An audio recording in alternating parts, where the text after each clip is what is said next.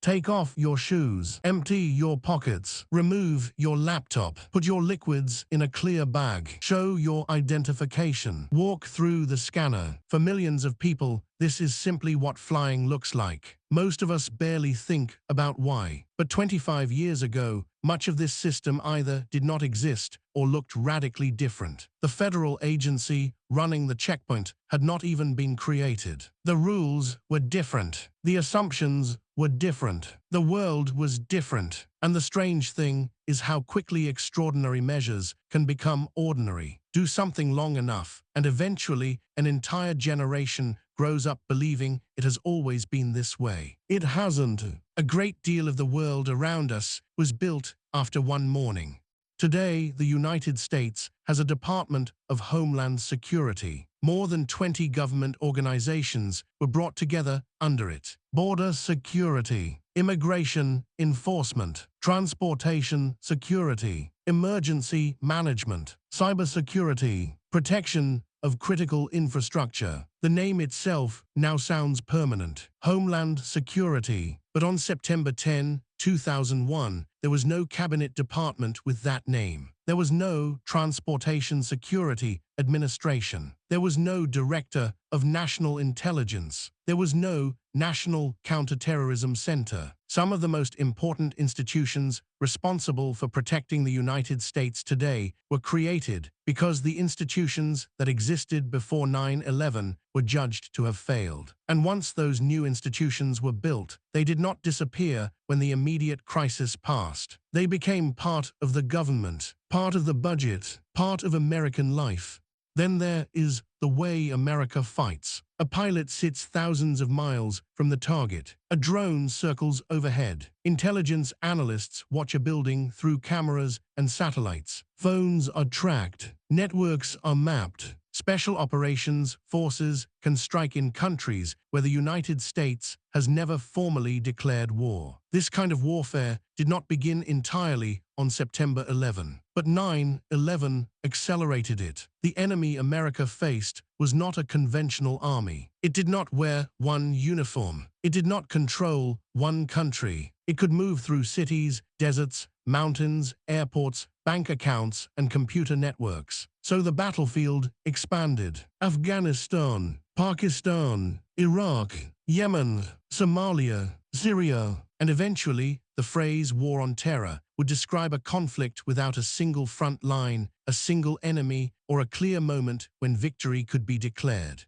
And the war did not remain overseas. After 9/11, American officials faced a terrifying possibility. What if the next attackers were already inside the country? What if intelligence agencies already possessed clues about them? What if the clues were scattered across different databases, different offices, and different agencies? What if another attack happened because nobody connected them in time? That fear would help transform surveillance, telephone records, internet communications, passenger information, financial transactions, watch lists, foreign intelligence, massive databases designed to find connections hidden inside enormous amounts of information. Years later, Edward Snowden would reveal programs that forced the world to confront just how far that system had expanded. The debate would become enormous. Security, privacy, secrecy, government power. But the fear that built much of that architecture began with a much simpler question. How do you stop the next September 11 before it happens? Then came the wars. Afghanistan. The Taliban government fell within months, but American troops remained for almost 20 years. Iraq. Baghdad fell within weeks, but the occupation helped ignite an insurgency, sectarian warfare, and a new generation of jihadist organizations. Guantánamo opened. Secret prisons appeared. Interrogation programs were created. Drone campaigns expanded. Hundreds of thousands of troops cycled through war zones. Millions of civilians were displaced. Trillions of dollars were committed. And the enemy kept changing. Al-Qaeda in Iraq. ISIS ISIS affiliates, new organizations appearing from the wreckage of old ones. By the time the final American troops left Afghanistan in 2021, children born after September 11 were old enough to have fought in the war September 11 created. 25 years is long enough for memory to become history. In 2001, smartphones did not exist. Facebook did not exist. YouTube did not exist. Most Americans had never heard of Osama bin Laden. Few could locate Afghanistan on a map. Then 4 commercial airliners were hijacked in a single morning. Nearly 3,000 people were killed. Within weeks, the United States was at war. Within 2 years, it was fighting another major war in Iraq. Within a decade, Osama bin Laden was dead. Within 13 years, ISIS controlled cities across Iraq and Syria. Within 20 years, the Taliban was back in Kabul. And now, 25 years after the attacks, many of the systems created in response to them are still with us. The wars changed. The enemies changed. Presidents changed. But the world September 11 helped create remained.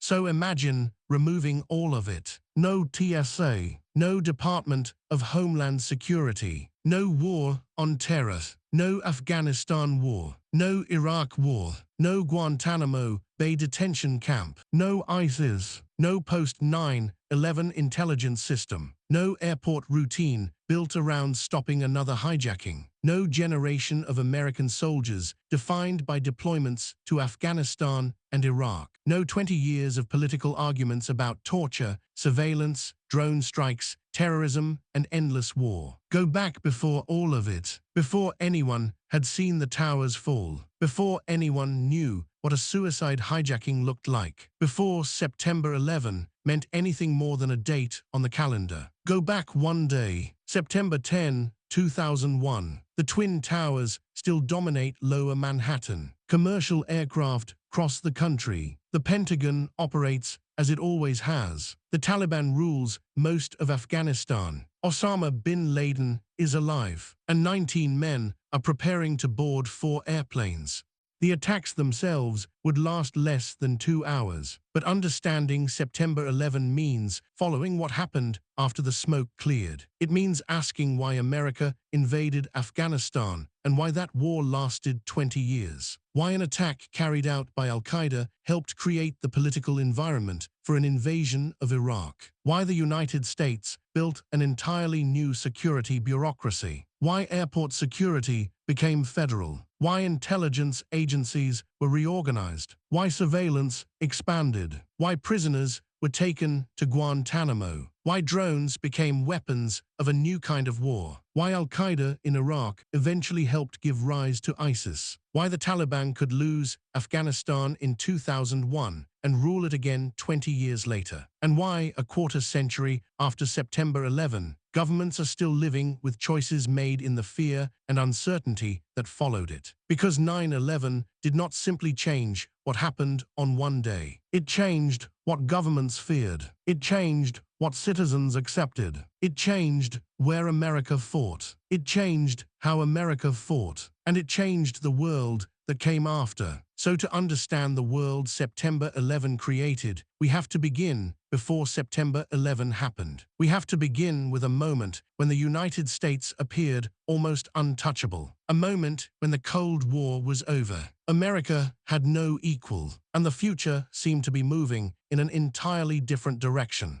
To understand why September 11 felt so shocking, you have to understand how powerful the United States appeared just before it happened. The Cold War was over. The Soviet Union had collapsed a decade earlier. The Warsaw Pact was gone. Germany was reunified. Eastern European countries that had once been inside Moscow's orbit were moving toward NATO and the European Union. Russia was weak, economically unstable, and struggling to redefine itself. China was rising, but it was not yet remotely capable of matching American military or financial power on a global scale. There was no obvious rival. For the first time in generations, the United States stood at the center of the international system without another superpower standing opposite it. American military power was unmatched. American companies dominated global technology. The dollar sat at the center of international finance. Hollywood, television, music, fast food, software, and consumer culture traveled around the world. American aircraft carriers operated across the oceans. American bases stretched across Europe and Asia. And when the United States chose to use military force, the difference in power could be overwhelming. The Gulf War had demonstrated that only a decade earlier. In 1991, Saddam Hussein's forces had occupied Kuwait. The United States assembled an international coalition. Then the air campaign began. For weeks, viewers around the world watched precision-guided weapons strike Iraqi targets on television. Iraq possessed one of the largest armies in the world. It was devastated. The ground campaign to liberate Kuwait lasted only days. The lesson seemed unmistakable. No conventional military could realistically defeat the United States. Then came the Balkans. American air power played a major role in conflicts in Bosnia and Kosovo. Again, the United States demonstrated that it could project military force thousands of miles from home with very little danger to the American homeland itself. That last part matters. Americans had fought wars abroad for decades. Korea, Vietnam, the Gulf, the Balkans. But for most Americans, war was something that happened somewhere else. American soldiers could die overseas. American embassies could be attacked. American ships could be bombed. But the continental United States seemed protected by geography, military power, and distance. Two enormous oceans separated it from many of the world's conflicts. No enemy air force was coming over the horizon. No hostile army was preparing to invade New York. No rival superpower seemed capable of attacking the American mainland without triggering its own destruction. The United States looked extraordinarily secure, and that security created an assumption. The next great threat, whatever it was, would probably look like the threats that had come before. A state, an army, a missile, a rival power, something large enough to see coming. What almost nobody imagined was that the attack capable of changing the entire direction of American history would cost a tiny fraction of the price of a fighter jet. It would require no army, no navy, no missiles, no invasion fleet, just 19 men, 4 airplanes, and a country whose enormous strength had made it vulnerable to a completely different kind of attack. The future Americans imagined in the year 2000 looked very different from the future that actually arrived. The biggest story seemed to be technology. The internet was moving from novelty to necessity. Personal computers were spreading through homes and offices. New companies were appearing almost overnight. Investors poured money into anything connected to the web. The dot-com bubble had burst, but there was little doubt that the internet itself was going to transform the economy. Globalization was accelerating. Factories, money, information, and products were moving across borders faster than ever. China had spent 2 decades opening its economy and was preparing to join the World Trade Organization. American businesses saw enormous opportunities. Cheap manufacturing, new markets, new consumers. The argument dominating the coming decades seemed likely to be about trade, not terrorism. The United States itself was coming out of one of the longest economic expansions in its history. Unemployment had been low. Technology stocks had soared and then collapsed. Federal budget surpluses had briefly returned. Washington's political fights revolved around taxes, education, Social Security, healthcare, abortion, campaign finance, and the disputed presidential election of 2000. George W. Bush had entered office promising a foreign policy that, in important ways, was supposed to be more restrained. During the 2000 campaign, he criticized the idea of using the American military for open-ended nation-building missions. The incoming administration was concerned about missile defense. Russia, China, Iraq, North Korea, the traditional problems of states confronting other states. Terrorism was certainly not unknown. Americans had already experienced the 1993 World Trade Center bombing. The federal building in Oklahoma City had been destroyed by a domestic terrorist in 1995. American embassies in Kenya and Tanzania had been bombed in 1998. The USS Cole had been attacked in Yemen in 2000. But terrorism had not yet become the organizing principle of American foreign policy. It did not shape every airport. It did not dominate every presidential campaign. It did not determine the structure of the federal government. For most Americans, it was one danger among many. And there was another powerful idea in the background. History seemed to be moving in America's direction. Communism had collapsed across much of Europe. Liberal democracy appeared to be spreading. Markets were opening. The internet was connecting people. International trade was deepening. Borders seemed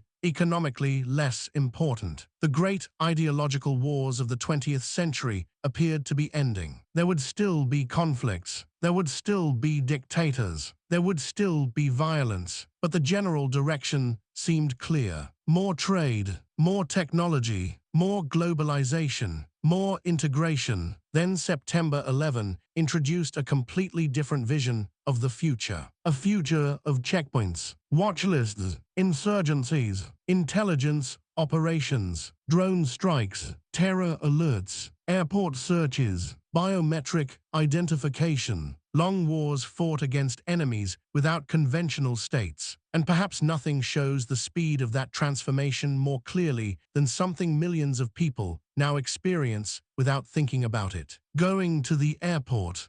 Imagine arriving at an American airport in 2001. You still passed through security. Metal detectors were not new. Carry-on bags could be screened. Hijacking was not some unimaginable concept. Airline security had existed for decades, but the entire philosophy of the system was different. Airport screening was generally carried out by private security companies contracted by airlines. The Federal Transportation Security Administration did not exist. Families could often walk with passengers all the way to the gate. You did not need a boarding pass simply to enter many gate areas. There was no universal ritual of removing shoes. There was no 3-ounce liquid rule. No full-body scanners. Cockpit security was different, and the assumptions about hijackers were different too. That may be the most important part. For decades, airline hijacking usually meant something very different from what happened on September 11. A hijacker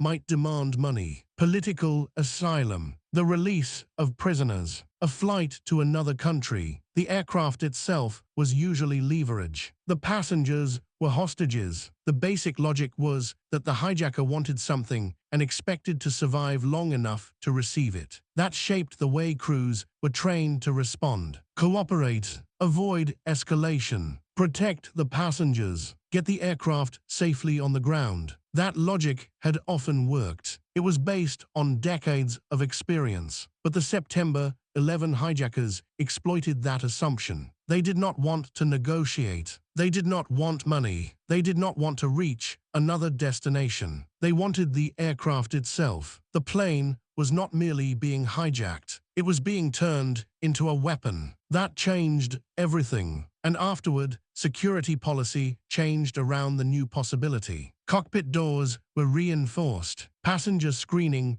was federalized. Watch lists expanded. Identification requirements evolved. Restrictions on what could be carried onto aircraft multiplied. After the attempted shoe bombing in late 2001, shoes became part of the security routine. After a later plot involving liquid explosives, liquids were heavily restricted. Each attempted attack added another layer. One measure at a time, one threat at a time, until the airport experience of 2026 became almost unrecognizable compared with the airport experience of September 10, 2001. But airports were only one vulnerability. The deeper problem was inside the government itself. Because by the summer of 2001, different parts of the American security system possessed fragments of information about the threat that was approaching. What they did not possess was the complete picture.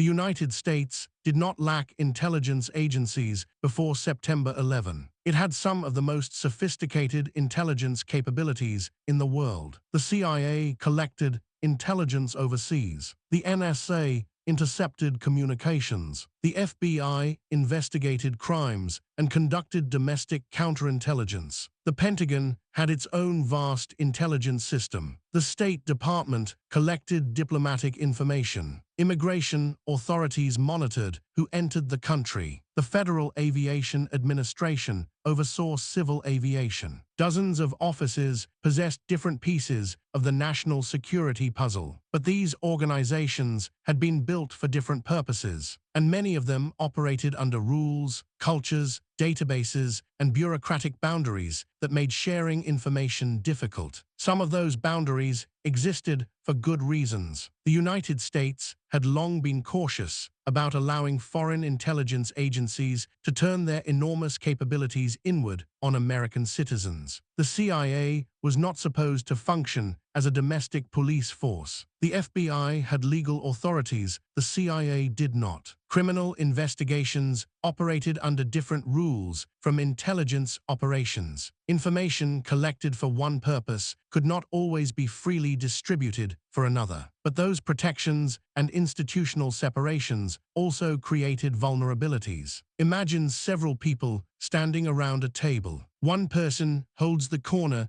of a photograph. Another holds the center. Another possesses part of the background. Another has a name. Another has a travel record. Another has a phone number. Every person knows something. Nobody sees the complete image. That was one of the central problems exposed after September 11. The CIA might know that a suspected extremist had attended a meeting overseas. Immigration records might show that he had entered the United States. The FBI might be investigating another extremist somewhere else. The FAA might be thinking about hijacking as an aviation security problem. But information did not necessarily move through the system quickly enough for someone to connect all of those facts and say, these people are part of one operation. They are inside the United States. They are learning to fly aircraft, and they intend to use those aircraft as weapons. The post-9/11 investigation would reveal numerous missed opportunities and failures of coordination. But it would be a mistake to imagine that one person somewhere had the complete plan sitting on a desk and simply ignored it. The failure was more complicated. There were warnings, there were fragments, there were names, there were suspicions, there were investigations, but the system had not converted those fragments into a warning specific enough to stop the attack. And that distinction would matter enormously after September 11. Because one of the central lessons Washington drew from the disaster was not simply, we need more intelligence. It was, we need to connect the intelligence we already have. That idea would eventually help reshape the federal government. But before we get there, we have to understand where the threat itself came from. And that story begins decades earlier, thousands of miles away in Afghanistan. When people hear Afghanistan and September 11 in the same sentence, it is easy to begin the story with Osama bin Laden. But the world that produced al-Qaeda had been forming long before he arrived. In December 1979, the Soviet Union invaded Afghanistan. Afghanistan had already been descending into political chaos. A communist government had taken power. Internal struggles followed. Rebellion spread. Moscow feared losing control of a neighboring state and sent Soviet troops across the border. The intervention was supposed to stabilize the country. Instead, it became a brutal war that lasted nearly a decade. Afghan resistance fighters, commonly called the Mujahideen, fought the Soviet occupation. Pakistan became essential to the war. Weapons, money, fighters, and intelligence flowed across the border. The United States saw an opportunity. This was the Cold War. Washington wanted to make the Soviet occupation as costly as possible. Through Pakistan, the United States provided enormous support to the Afghan resistance.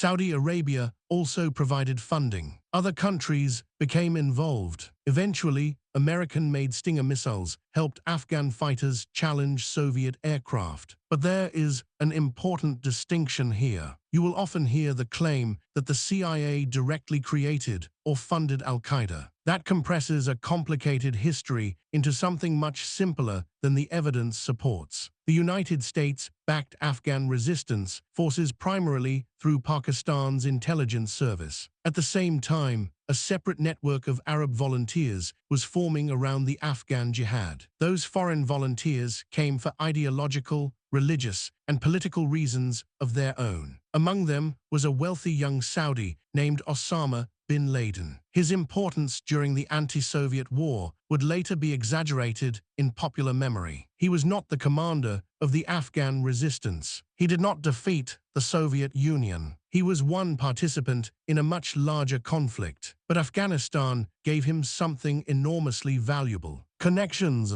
prestige, experience, a network of militants from different countries who believed they had participated in the defeat of a superpower. The Soviet Union withdrew from Afghanistan in 1989. 2 years later, the Soviet Union itself collapsed. For many Afghan fighters and foreign jihadists, the lesson seemed obvious. They believed a determined religious insurgency had helped break one of the most powerful empires on earth. That belief would have consequences far beyond Afghanistan, because some of the foreign volunteers did not simply go home and abandon the struggle. They began asking a different question. If one superpower could be defeated, why not another?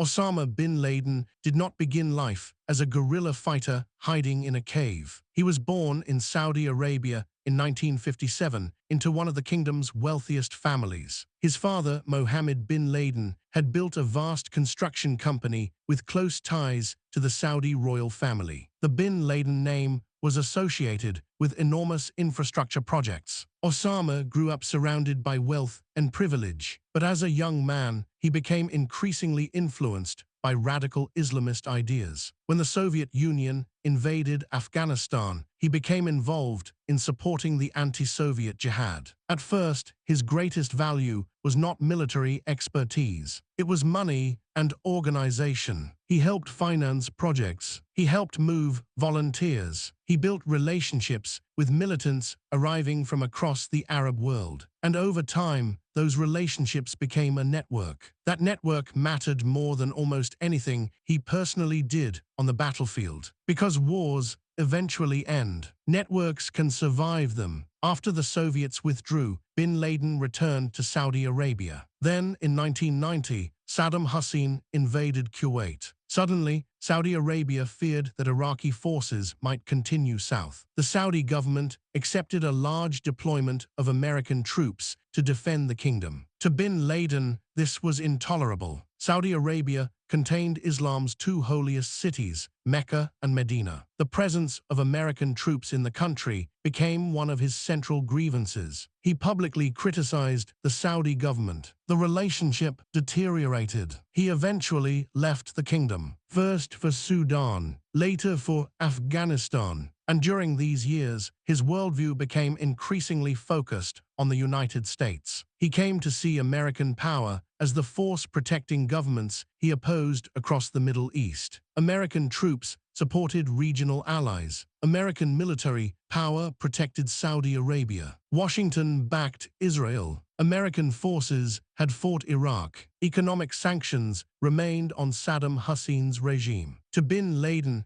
attacking local governments was not enough. He believed the power behind them had to be attacked directly. This represented a strategic shift. The enemy was no longer merely the government next door. The enemy was the distant superpower supporting the entire system. And bin Laden increasingly believed that superpower was more vulnerable than it looked. America had enormous military power, but he watched what happened when American forces took casualties. In 1983, after the bombing of the Marine barracks in Beirut, American troops eventually withdrew from Lebanon. In 1993, after American soldiers were killed in Mogadishu, the United States later pulled its forces out of Somalia. Bin Laden interpreted episodes like these as proof of weakness. He believed Americans were unwilling to sustain casualties. He believed spectacular attacks could force the United States to retreat. He believed the world's strongest country could be pressured by a comparatively tiny organization. And by the late 1980s, he and his associates had begun building the organization that would attempt to prove it. Its name was al-Qaeda. Al-Qaeda means the base, and that description captures what the organization originally aimed to become. Not a conventional army, not a government, not one local insurgency. A base, a network capable of supporting jihadist movements across borders. The organization emerged around the end of the Soviet-Afghan War. Its leadership included Osama bin Laden and a small group of experienced militants. They possessed something unusual for the time: international connections. Men had traveled to Afghanistan from Saudi Arabia, Egypt, Yemen, Algeria, and elsewhere. They had met one another, trained together, shared ideas, learned how to move money, learned how to acquire weapons, learned how to travel under surveillance, learned how to establish cells. When the Afghan war ended, those connections did not disappear. Some veterans returned home, others moved into new conflicts, and a smaller group became part of an increasingly transnational militant movement. Al-Qaeda's structure would evolve over time, but at its core was an idea perfectly suited to the world of globalization. A small organization could operate across many countries without controlling any of them. Money could move internationally. People could cross borders. Training could happen in one country, planning in another,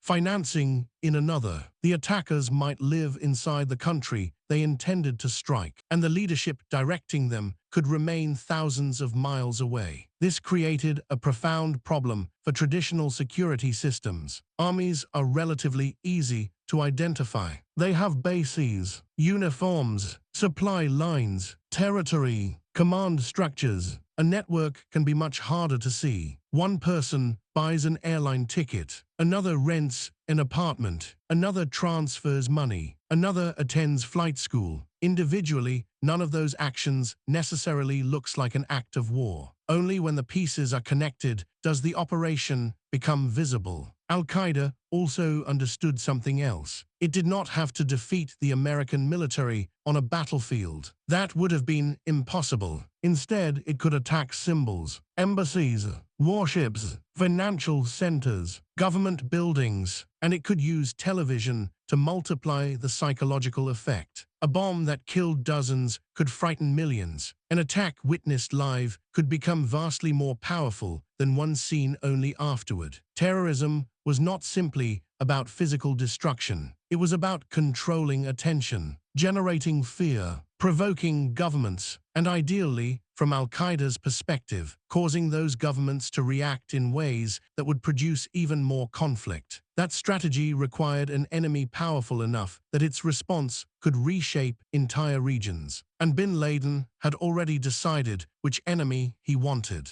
Why would a militant organization based thousands of miles away decide that the United States was its primary enemy? The answer is important because it is often reduced to slogans. Bin Laden and al-Qaeda articulated a specific set of grievances. Understanding those grievances does not mean accepting them. It means understanding the strategy that produced the attacks. One grievance was the presence of American troops in Saudi Arabia after the Gulf War. To bin Laden, foreign troops stationed in the land containing Mecca and Medina represented humiliation and occupation. Another was American support for Israel. Another was American policy toward Iraq during the 1990s, including sanctions imposed after Saddam Hussein's invasion of Kuwait. Another was Washington's broader support for governments across the Middle East that al-Qaeda considered corrupt, illegitimate, or insufficiently Islamic. But beneath those individual grievances was a larger argument. Bin Laden believed local regimes survived because the United States supported them. So attacking those regimes directly would never be enough. In his view, the stronger power behind them had to be forced out of the region. The strategy, therefore, became attack America until America retreats. And bin Laden believed history showed this could work. The United States had withdrawn from Lebanon. It had left Somalia. The Soviet Union had withdrawn from Afghanistan. To him, great powers could look invincible right until the cost became unbearable. There was another calculation too. Al-Qaeda was not only trying to make America leave the Middle East, it wanted to provoke America. This is one of the most important ideas in the entire story. A terrorist organization cannot match a superpower's resources, but it may be able to influence how that superpower uses those resources. If the United States responded to terrorism by deploying armies across Muslim countries, Al-Qaeda believed those wars could radicalize new recruits. If Washington supported unpopular governments more aggressively, militants could point to that support. If American retaliation killed civilians, extremists could turn those deaths into propaganda. If the conflict came to look like a war between America and Islam, Al-Qaeda would benefit from exactly the division it wanted to create. In other words, the attack itself was only one part of the strategy. The reaction mattered too. And that is one reason September 11 cannot be understood solely as a story about the 19 hijackers. The attackers would all die that morning. The real strategic question was what the surviving United States would do next. But before Al-Qaeda could provoke that response, it had to demonstrate that it could actually reach American targets. And by the 1990s, it had begun trying. The road to September 11 was already being paved with blood.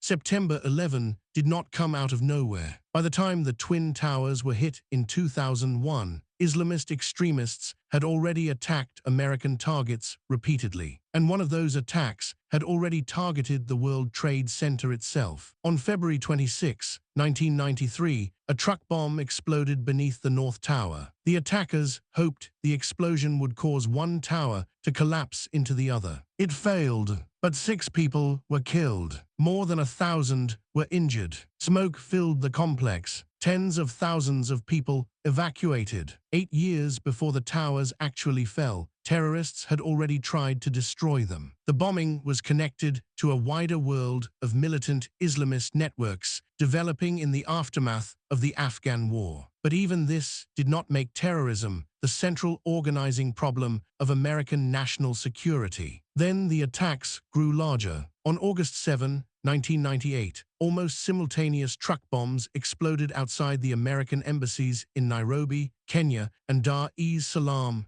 Tanzania. More than 200 people were killed. Thousands were wounded. Most of the victims were African civilians. The attacks were directly linked to Al-Qaeda. The United States responded. American cruise missiles struck suspected Al-Qaeda training camps in Afghanistan. Another strike hit a pharmaceutical factory in Sudan that the Clinton administration believed was connected to chemical weapons production. Bin Laden survived. Al-Qaeda survived. And 2 years later, the organization struck again. On October 12, 2000, the USS Cole entered the harbor at Aden, Yemen. A small boat approached the American destroyer. The men aboard appeared friendly. Then they detonated explosives beside the ship. The blast tore a huge hole in the hull. 17 American sailors were killed. Dozens more were wounded. This was not an isolated pattern anymore. The United States had been attacked at the World Trade Center. Its embassies had been bombed. One of its warships had been struck. Its intelligence agencies were increasingly aware of Al-Qaeda. Its leader was already one of the world's most wanted terrorists. And yet the attacks had one important feature in common. They occurred outside the American mainland, or they looked like the kinds of terrorist attacks security officials already understood. Bombs,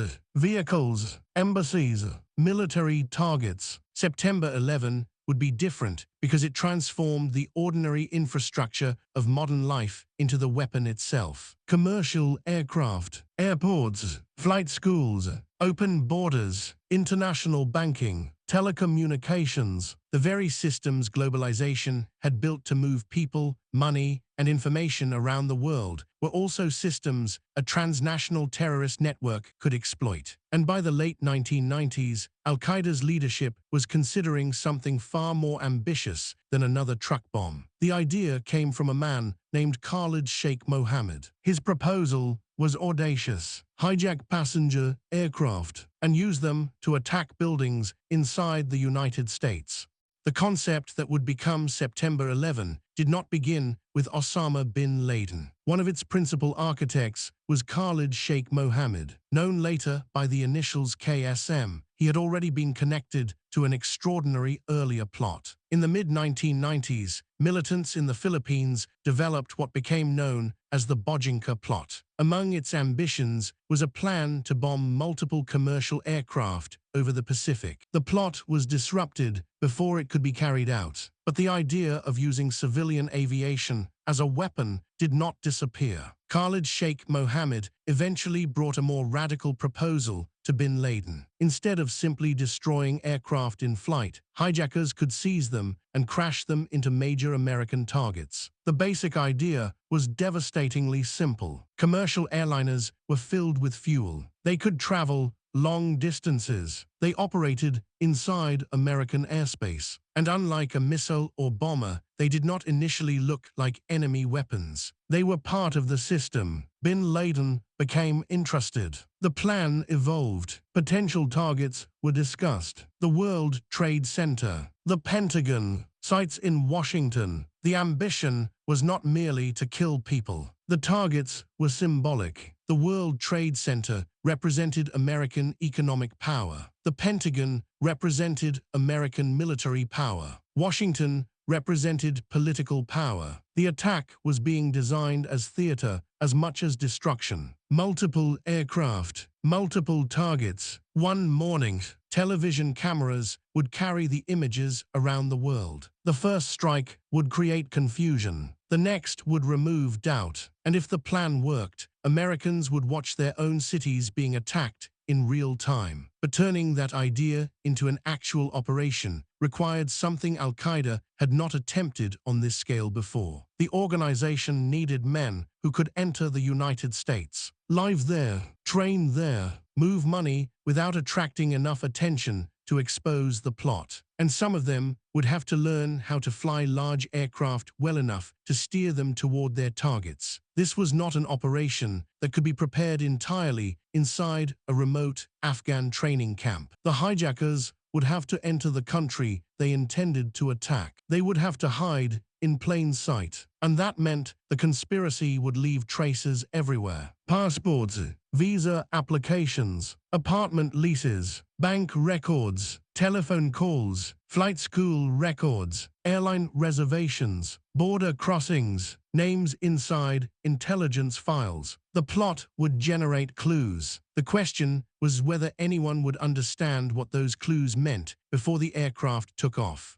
The September 11 plot eventually brought together 19 hijackers, but they did not all play the same role. At the center were 4 men selected to become pilots. Among them was Mohammed Atta. Atta had lived in Hamburg, Germany, where he became part of a small circle of radicalized Islamists. The Hamburg group would become one of the most important pieces of the September 11 conspiracy. These were not men who had grown up together in an Afghan village. They were educated, mobile, able to navigate modern societies. They could travel internationally, use banks, rent apartments, enroll in schools, blend into the enormous movement of people that define the globalized world. That was precisely what made them dangerous. Atta and several other future hijackers eventually traveled to Afghanistan, where they came into contact with al-Qaeda. Their backgrounds made them especially useful. Some had experience living in the West. Some spoke English. They could potentially enter the United States without looking like conventional soldiers. The operation required 2 basic types of participants. The pilot hijackers would take control of the aircraft. The others would help overpower crews and passengers. Most of these so-called muscle hijackers arrived later. The pilots came earlier and began preparing. They entered the United States legally. They obtained identification. They rented cars. They opened bank accounts. They moved between states. And crucially, they enrolled in flight training. Mohammed Atta and Marwan al-Shehhi trained in Florida. Other future hijackers trained elsewhere. Their interest was unusual in one important respect. They needed to know how to fly.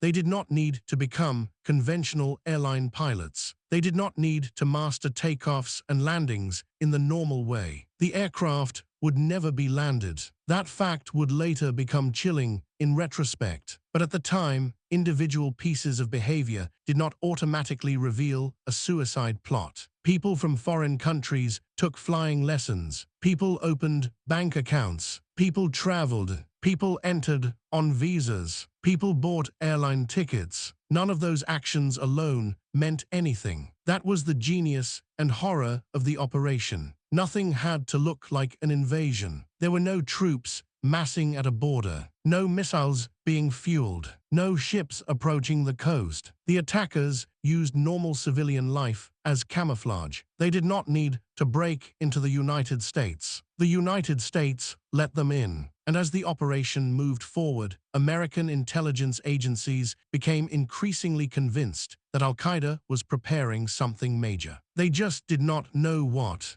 By the summer of 2001, the warning lights were flashing. American intelligence was intercepting an extraordinary volume of reporting suggesting that al-Qaeda was preparing an attack. Officials later described the system as blinking red. There were warnings that something significant was coming. There was intelligence indicating that bin Laden was determined to strike the United States. There were reports of possible attacks against American interests overseas. There were indications that operatives might already be in position. But intelligence is rarely a clear message saying, an attack will happen at this exact place, on this exact date, using this exact method. Instead, intelligence often arrives as fragments, rumors, intercepted conversations, human sources, patterns, names, threat reports, pieces of information with uncertain reliability. The challenge is determining which pieces matter. And in 2001, there was an overwhelming number of them. On August 6, President George W. Bush received a President's Daily Brief titled, Bin Laden Determined to Strike in U.S. That title would become famous after September 11. But the briefing did not reveal the actual plot. It discussed bin Laden's interest in attacking inside the United States. It referenced previous intelligence and suspicious activity. It warned of the possibility of hijackings, but it did not say that 19 men were preparing to seize 4 aircraft 5 weeks later. That distinction matters. The American government had strategic warning. Al-Qaeda wanted to attack. An attack might occur inside the United States. Something significant appeared to be coming. What it lacked was actionable tactical warning. Which men, which flights,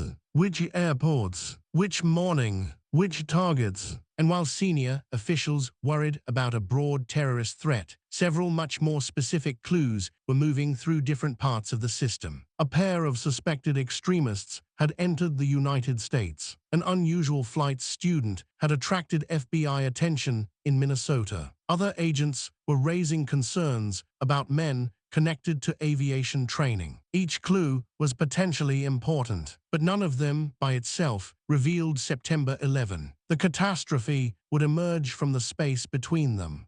Among the most consequential names in the story were Khalid al-Mihdhar and Nawaf al-Hazmi. Both would later become hijackers aboard American Airlines Flight 77, the aircraft that struck the Pentagon. Long before September 11, American intelligence knew they were connected to extremist activity. In January 2000, suspected al-Qaeda operatives gathered for a meeting in Kuala Lumpur, Malaysia. Mihdhar and Hazmi were among those monitored. The CIA learned something extremely important. Mihdhar possessed a valid American visa. Hazmi would soon travel to the United States. But the information did not move through the government in a way that caused them to be immediately placed on the appropriate American watchlists. The two men entered the country. They lived in California. They took flight lessons. They interacted with people around them. And for many months, American law enforcement did not realize that known al-Qaeda-associated individuals were already inside the United States. Then there was Arizona. In July 2001,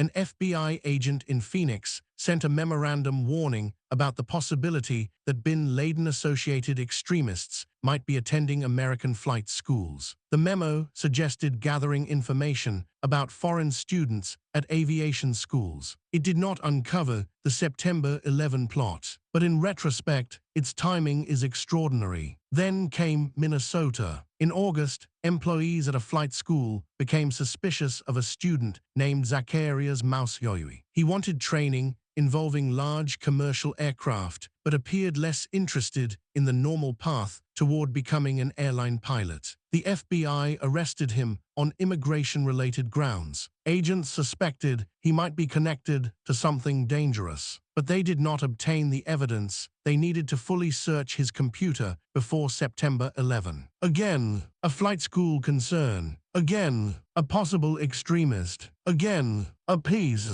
Then, in late August, Miftar and Hazmi were finally placed on a watch list. The FBI began looking for them, but by then, the attack was only weeks away. This is the central tragedy of the intelligence story. The government did not possess nothing. It possessed pieces. A known extremist with a U.S. visa. Another extremist already inside the country. A warning about radicals at flight schools. A suspicious flight student in Minnesota. Threat reporting indicating something large was coming. A president warned that bin Laden wanted to strike inside the United States. But the pieces lived in different offices, different databases, different investigations, different minds. Nobody assembled them into the picture that mattered. 19 men, 4 airplanes, 1 morning. This failure would haunt the American government after September 11, and many of the institutions we saw at the beginning of this documentary would be created specifically to prevent it from happening again. But there was no time left to reform the system. The hijackers were already moving into their final positions. They purchased tickets. They selected flights. They prepared instructions. They sent money away. They said goodbye. And by the evening of September 10, 2001, the operation was ready. The next morning began like almost any other Tuesday. Tuesday, September 11, 2001. The weather over the northeastern United States was clear. Thousands of people arrived at airports for ordinary morning flights. Commuters entered offices. Children went to school. People bought coffee. Traders prepared for the financial markets to open. In New York, the Twin Towers rose above Lower Manhattan exactly as they had the day before. At Boston's Logan International Airport, American Airlines Flight 11 prepared to fly to Los Angeles. It was a Boeing 767. Because it was scheduled for a transcontinental journey, it carried a large amount of fuel. Mohammed Atta was aboard. So were 4 other hijackers. The plane left Boston shortly before 8 in the morning. Not long afterward, the hijackers moved. Flight attendants reported that people had been stabbed. The cockpit was seized. The aircraft stopped, responding normally to air traffic control. Then Atta accidentally transmitted a message intended for the passengers over the radio frequency used by controllers. The words indicated that the aircraft had been hijacked. Air traffic controllers realized they had a serious emergency. But the situation was confusing. Hijackings had happened before. The traditional expectation was that the aircraft might be diverted somewhere. Perhaps the hijackers would make demands. Perhaps negotiations would follow. No one yet understood that the aircraft itself was the weapon. Flight 11 turned south toward New York. At 8:46 in the morning, it struck the North Tower of the World Trade Center. The impact tore through floors near the top of the building. An enormous fireball erupted. Debris fell into the streets. Smoke began pouring into the sky. People across Manhattan looked upward. Television stations interrupted normal programming. Early reports were confused. A plane had hit the World Trade Center. But what kind of plane? A small aircraft, a navigation failure, a terrible accident. Inside the South Tower, many people began evacuating. Others were initially told that their building was secure. In the North Tower, the impact had destroyed all 3 emergency stairwells in the immediate crash zone. People above it were trapped. Emergency services began rushing toward lower Manhattan. Firefighters climbed upward, carrying enormous loads of equipment. Police officers moved people away from danger. Thousands descended the stairs. And across the country, millions of Americans began turning on televisions. For 17 minutes, the United States watched what appeared to be an unimaginable accident. Then another aircraft appeared in the sky over Manhattan. United Airlines Flight 175 had also departed Boston that morning bound for Los Angeles. It was another Boeing 767. It was also carrying a heavy fuel load. 5 hijackers were aboard. Shortly after takeoff, they seized the aircraft. Passengers and crew members began making phone calls. They reported a hijacking. They reported violence. And as Flight 175 turned toward New York, something had already changed. The first impact had created television coverage. Camera crews were pointing directly at the World Trade Center. Millions of people were watching live. At 9:03 a.m., Flight 175 entered the frame. It banked toward the South Tower and struck it.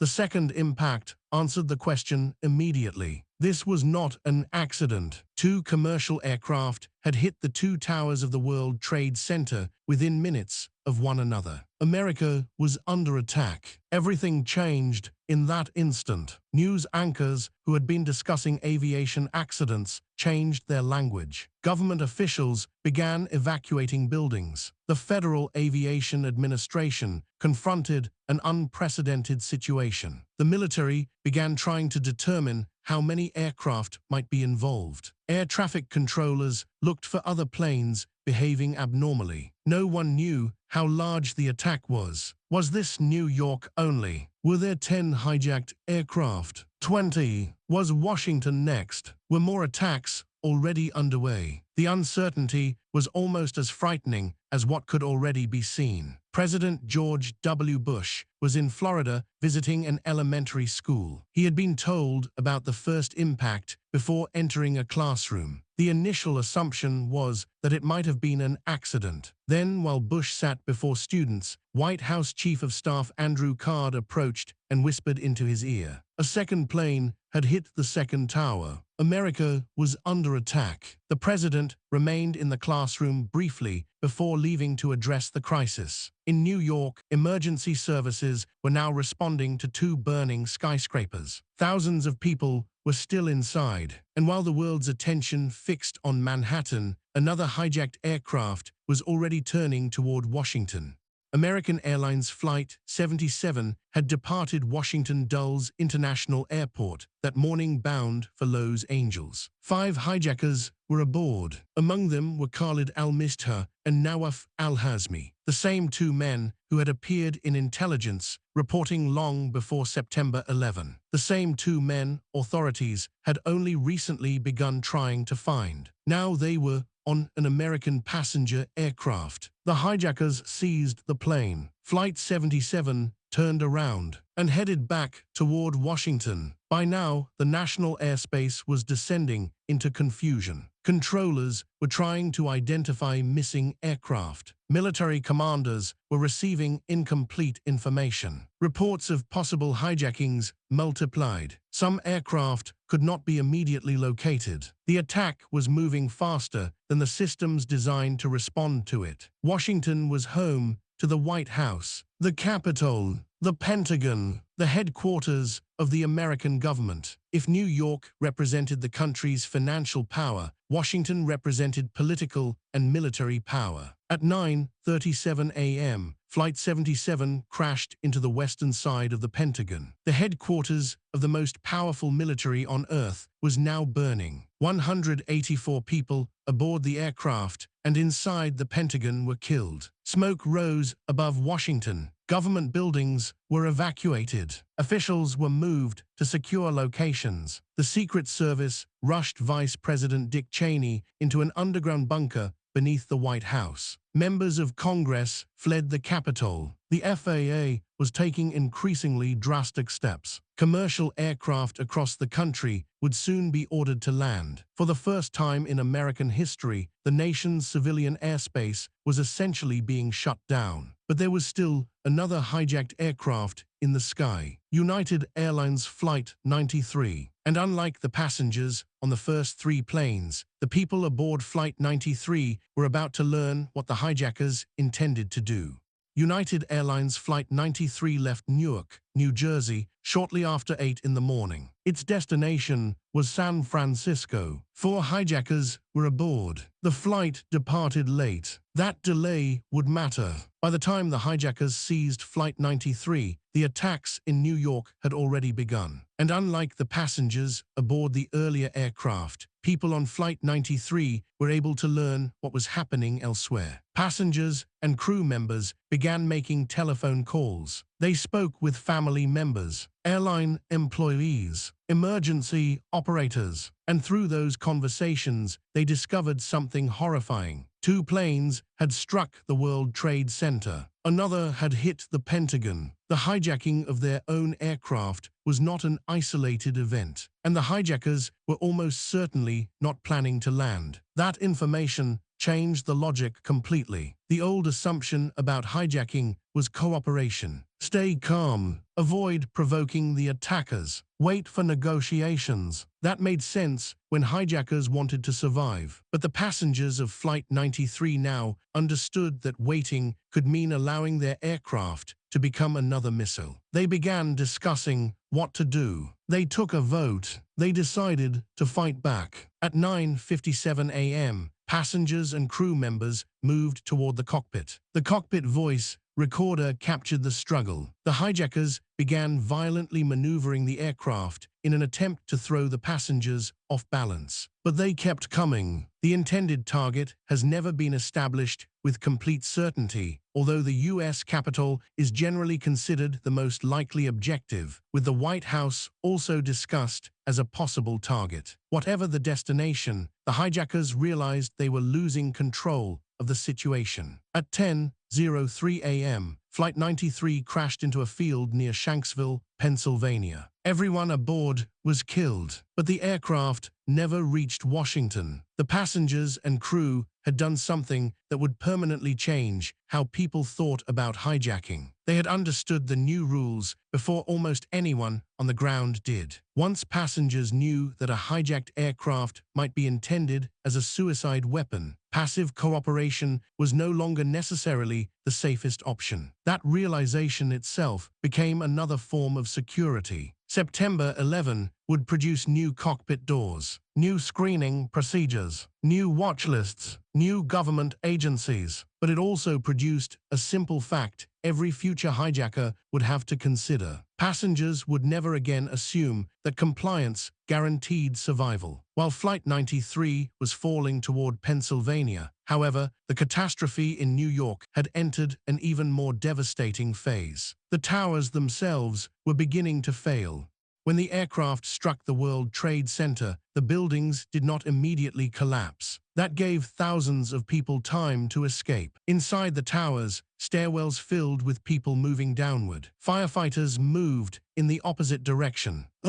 They climbed floor after floor, carrying heavy equipment. Police officers directed evacuations. Emergency medical crews established treatment areas. Office workers helped colleagues down staircases. Some people had no idea how serious the damage was until they reached the street. Others never had a path out. At 9:59 a.m., 56 minutes after it was struck, the South Tower collapsed. The building seemed to disappear downward into itself. An enormous cloud of dust and debris surged through lower Manhattan. People ran through streets that suddenly turned dark. Television audiences watched a skyscraper containing thousands of people vanish in seconds. And now everyone looking at the North Tower understood what might happen next. Firefighters and police officers attempted to evacuate. People continued descending. At 10:28 a.m., the North Tower collapsed as well. 102 minutes had passed since the first aircraft struck. The skyline of New York had changed. So had the country. Hundreds of firefighters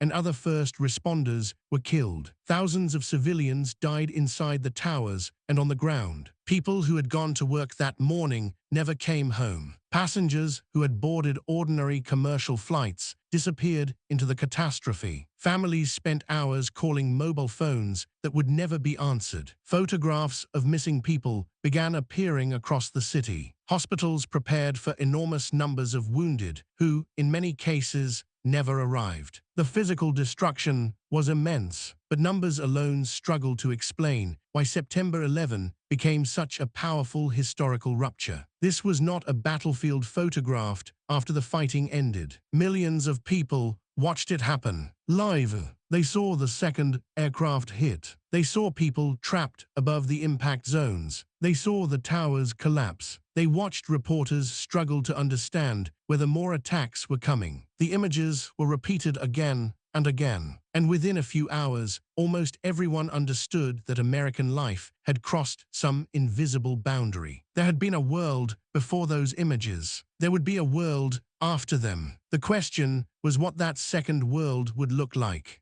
By the end of September 11, nearly 3,000 people had been killed. Citizens of dozens of countries were among the dead. Firefighters, police officers, office workers, restaurant employees, financial workers, maintenance crews, travelers, flight attendants, pilots, military personnel, children and parents, husbands and wives, people who had started the morning doing something completely ordinary. The attack was designed to create spectacle, but behind every famous image was an individual life abruptly ended. That human reality matters because the decisions that came afterward were made inside the emotional shock produced by those deaths. Imagine Washington on the evening of September 11. Nobody knows whether the attacks are finished. Nobody knows whether another cell is waiting. Nobody knows whether chemical, biological, or nuclear weapons might somehow be involved in the next attack. Nobody knows exactly how large al-Qaeda is. Nobody knows which governments might be helping it. Nobody knows whether more hijackers are already inside the country. The world's most powerful government has just watched 19 men bypass its defenses and kill thousands of people in a matter of hours. That is the atmosphere in which the next decisions are made. And those decisions begin almost immediately. Who did this? Who helped them? Where are they? Which governments are protecting them? How do we prevent the next attack? What powers does the government need? What countries must be confronted? How much risk can be tolerated? What rules still apply when the enemy does not behave like a conventional state? These questions would reshape American law, American intelligence, American immigration policy, American airports, American military doctrine, American politics, and eventually entire countries thousands of miles from New York. The attack itself was over. The response was just beginning. This is why the most important history of September 11 does not end with the collapse of the towers. It begins there, because over the next 20 years, the United States would invade two countries, topple two governments, build an enormous new homeland security system, create new surveillance authorities, open detention facilities, develop new forms of remote warfare, spend trillions of dollars, and fight enemies that did not even exist on September 11. The attacks lasted one morning. The era they created was only beginning. September 12 did not feel like the day after a completed attack. It felt like the first day before the next one. That distinction is essential. Americans knew what had happened. They did not know what might happen next. Commercial aviation had been grounded across the country. Major buildings remained under extraordinary security. Government officials were dispersed to protected locations. Military aircraft patrolled American skies. Intelligence agencies raced to identify anyone connected to the hijackers. Thousands of leads poured into the FBI. People reported suspicious neighbors, suspicious luggage, suspicious vehicles, suspicious packages. Some reports were meaningful, many were not, but nobody could safely assume that a warning was meaningless. The government faced an impossible problem. The cost of overreacting to a false alarm might be embarrassment or disruption. The cost of underreacting to a real one might be another September 11. Then, only weeks later, another form of terror appeared. Letters containing anthrax spores were mailed to news organizations and members of the United States Senate. People became sick. 5 died. Postal facilities were contaminated. Congressional offices were evacuated. Americans who had just watched airplanes turned into weapons now confronted the possibility that ordinary mail could kill them. The anthrax attacks were ultimately not linked to al-Qaeda, but in late 2001, that was not known. To the public and to many officials, the events blended into one atmosphere of vulnerability. Airplanes, mails, possible sleeper cells, possible chemical attacks, possible biological attacks, warnings that bridges, landmarks, power plants, or government buildings could be targeted. No one knew where the boundary of the threat was. That uncertainty helps explain the political environment of the months that followed. Measures that would have seemed extraordinary on September 10 could suddenly appear reasonable on September 12. New surveillance powers, expanded information sharing, new detention authorities, stricter borders, new military operations. The fundamental political question changed. Before 9/11, policymakers often asked, how much government power is necessary? After 9/11, the more urgent question became, what if we fail to do enough? And for a time, almost every other consideration became secondary to preventing another attack. The first international consequence of September 11 was not hostility toward the United States. It was sympathy. Around the world, people gathered outside American embassies. Candles were lit. Flowers were placed in public squares. National leaders expressed solidarity. Newspapers printed images of New York beneath headlines of shock and mourning. For a brief moment, even governments with serious disagreements with Washington condemned the attacks. NATO did something unprecedented. For the first time in its history, the alliance invoked Article 5. An attack on one member would be treated as an attack on all. The alliance created in the early Cold War to deter Soviet aggression was now responding to a terrorist attack carried out by a non-state organization. That alone showed how dramatically the concept of security was changing. Other governments offered intelligence, airspace, military assistance, police cooperation, financial information. Pakistan, which had maintained close ties with the Taliban, suddenly faced enormous pressure to cooperate with Washington. Russia, itself dealing with Islamist insurgency, found new areas of counterterrorism cooperation with the United States. Governments across Europe arrested suspects and investigated extremist networks. Financial institutions began searching for terrorist money. International organizations moved rapidly to strengthen counterterrorism measures. For the United States, this created an extraordinary strategic opportunity. The attacks had generated enormous global goodwill. Much of the world accepted that America had the right to defend itself. Even governments skeptical of American power recognized that al-Qaeda had deliberately murdered civilians on a massive scale. That international support would prove extremely important during the initial campaign in Afghanistan, but it would not remain unlimited. As the war on terror expanded, arguments would grow over detention, interrogation, surveillance, civilian casualties, and above all, Iraq. Within only a few years, the extraordinary sympathy America received after September 11 would coexist with some of the largest anti-American demonstrations in decades. That transformation is one of the central stories of the post-9/11 era. But in September 2001, that rupture had not yet occurred. The United States had been attacked. Much of the world stood behind it, and Washington was preparing to define exactly what kind of war it intended to fight.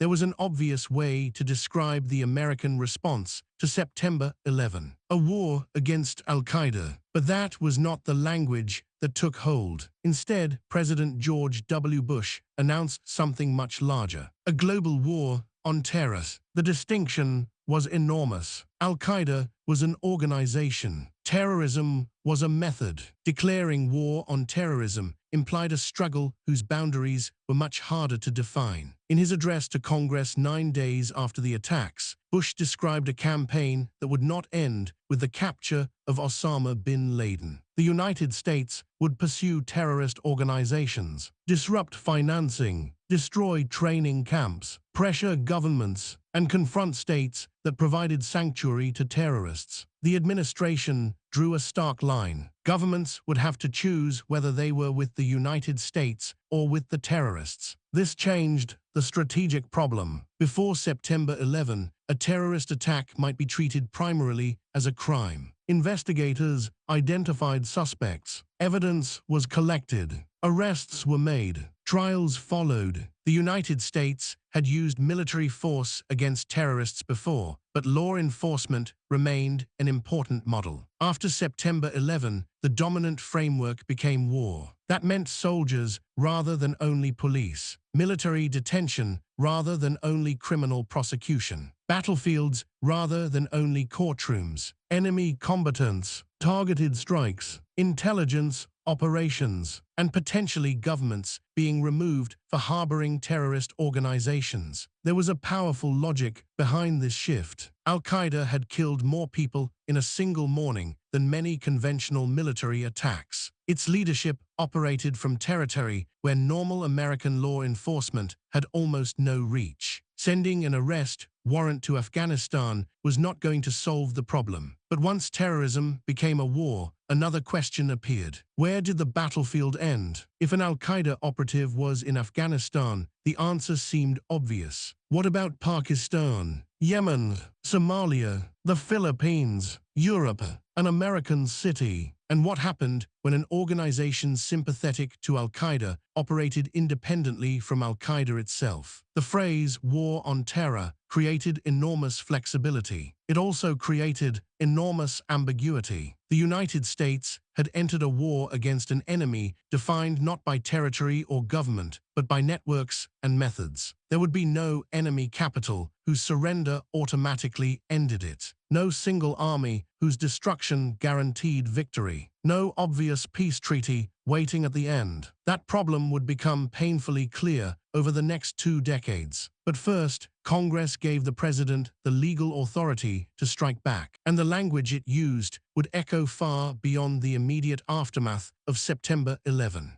3 days after the attacks, Congress approved one of the most consequential pieces of legislation of the entire post-9/11 era. It was called the Authorization for Use of Military Force, the AUMF. The document itself was short. Its consequences were not. Congress authorized the president to use all necessary and appropriate force against the nations, organizations, or persons he determined had planned, authorized, committed, or aided the September 11 attacks, or had harbored those responsible. The immediate target was obvious: al-Qaeda and the Taliban government protecting al-Qaeda in Afghanistan. The vote reflected the extraordinary political unity of the moment. In the Senate, the authorization passed unanimously. In the House, only one member voted against it. For a country still counting its dead, speed and unity appeared necessary. The government needed authority to act, but the significance of the AUMF extended far beyond the first months after September 11. Unlike a traditional declaration of war against a named country. The authorization focused on people and organizations connected to the attacks. Networks could move. Organizations could change names. New groups could emerge from older ones. Affiliates could appear in new countries. Over time, successive administrations would rely on the 2001 authorization as part of the legal foundation for military operations far beyond the original battlefield in Afghanistan. The document, therefore, became one of the mechanisms by which the war on terror expanded geographically and temporally. A vote cast in the emotional aftermath of September 11 would remain relevant under presidents who had nothing to do with the original decision. Bush, Obama, Trump, Biden, different administrations, different strategies, the same post-9/11 legal inheritance. And this reveals something important about historical emergencies. Governments often build powers quickly because the immediate danger is real. But institutions and legal authorities can survive long after the moment that created them. September 11 did not merely produce a military response. It produced structures capable of sustaining that response for years. The first use of that power, however, was not controversial in the way later wars would become. The organization responsible for the attacks was based in Afghanistan. Its leader was there. Its training camps were there. And the government controlling most of the country was protecting it. The first battlefield seemed obvious. In September 2001, Afghanistan was one of the poorest and most devastated countries on Earth. It had endured more than 2 decades of almost continuous war. The Soviet invasion had been followed by civil conflict. The communist government eventually collapsed. Former resistance factions fought each other. Kabul was devastated. Out of that chaos emerged the Taliban. The movement began in the 1990s, drawing heavily from religious students and fighters in southern Afghanistan. It promised order, disarmament, an end to warlord violence. Its forces rapidly expanded. By 1996, the Taliban had captured Kabul. Eventually, it controlled most of the country. Its rule was severe. Women and girls faced extreme restrictions. Public punishments were carried out. Cultural and religious controls were imposed. And Afghanistan became a sanctuary for Osama bin Laden. Bin Laden had returned there after leaving Sudan in 1996. Under Taliban protection, al-Qaeda developed training camps and infrastructure. Militants from different countries could travel to Afghanistan, receive ideological instruction, learn weapons, explosives, tactics, meet other extremists, build connections, then leave. Afghanistan was therefore important not because the September 11 hijackers were all Afghans. They were not. Most were Saudi nationals. Afghanistan mattered because it gave al-Qaeda something a transnational terrorist organization badly needed. Sanctuary, a place where its leadership could live, plan, train, communicate, and operate beyond the normal reach of American police. After September 11, the Bush administration demanded that the Taliban turn over al-Qaeda leaders and dismantle the organization's infrastructure. The Taliban did not satisfy those demands. From Washington's perspective, the distinction between al-Qaeda and the government protecting it, therefore, began to collapse. This became one of the defining doctrines of the new era. A government that harbored terrorists could be treated as part of the threat. Afghanistan would be the first test. The strategic objective initially appeared straightforward: destroy al-Qaeda's sanctuary, remove the Taliban government protecting it, capture or kill Osama bin Laden, prevent Afghanistan from being used to launch another attack. Compared with what the mission would eventually become, those goals were remarkably limited. On October 7, 2001, less than 4 weeks after September 11, American and British forces began striking Afghanistan. The war on terror had acquired its first major battlefield, and at first, the war moved with astonishing speed.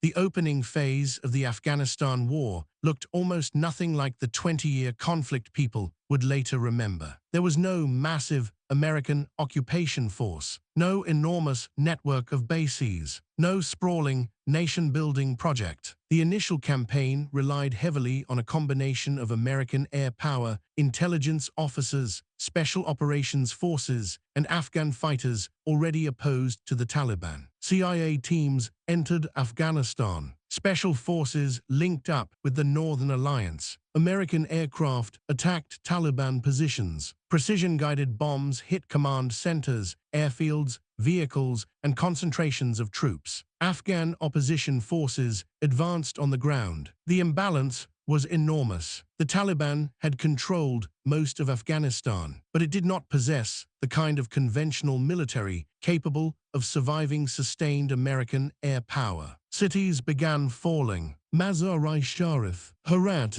Kabul. By November, only weeks after the campaign began, Taliban rule across much of the country had collapsed. Kabul changed hands. Al-Qaeda's training infrastructure was attacked. Militants fled. Some crossed into Pakistan. Others retreated into Afghanistan's mountains. For Americans watching from home, the war appeared almost astonishingly successful. September 11 had happened less than 2 months earlier. Now the government that had sheltered al-Qaeda was disintegrating. The United States had not invaded with hundreds of thousands of soldiers. It had combined local allies, intelligence, special operations, and overwhelming air power to destroy the Taliban's conventional position with remarkable speed. The contrast with the Soviet experience was striking. The Soviet Union had spent nearly a decade fighting in Afghanistan. America appeared to have broken the Taliban government in weeks, and that created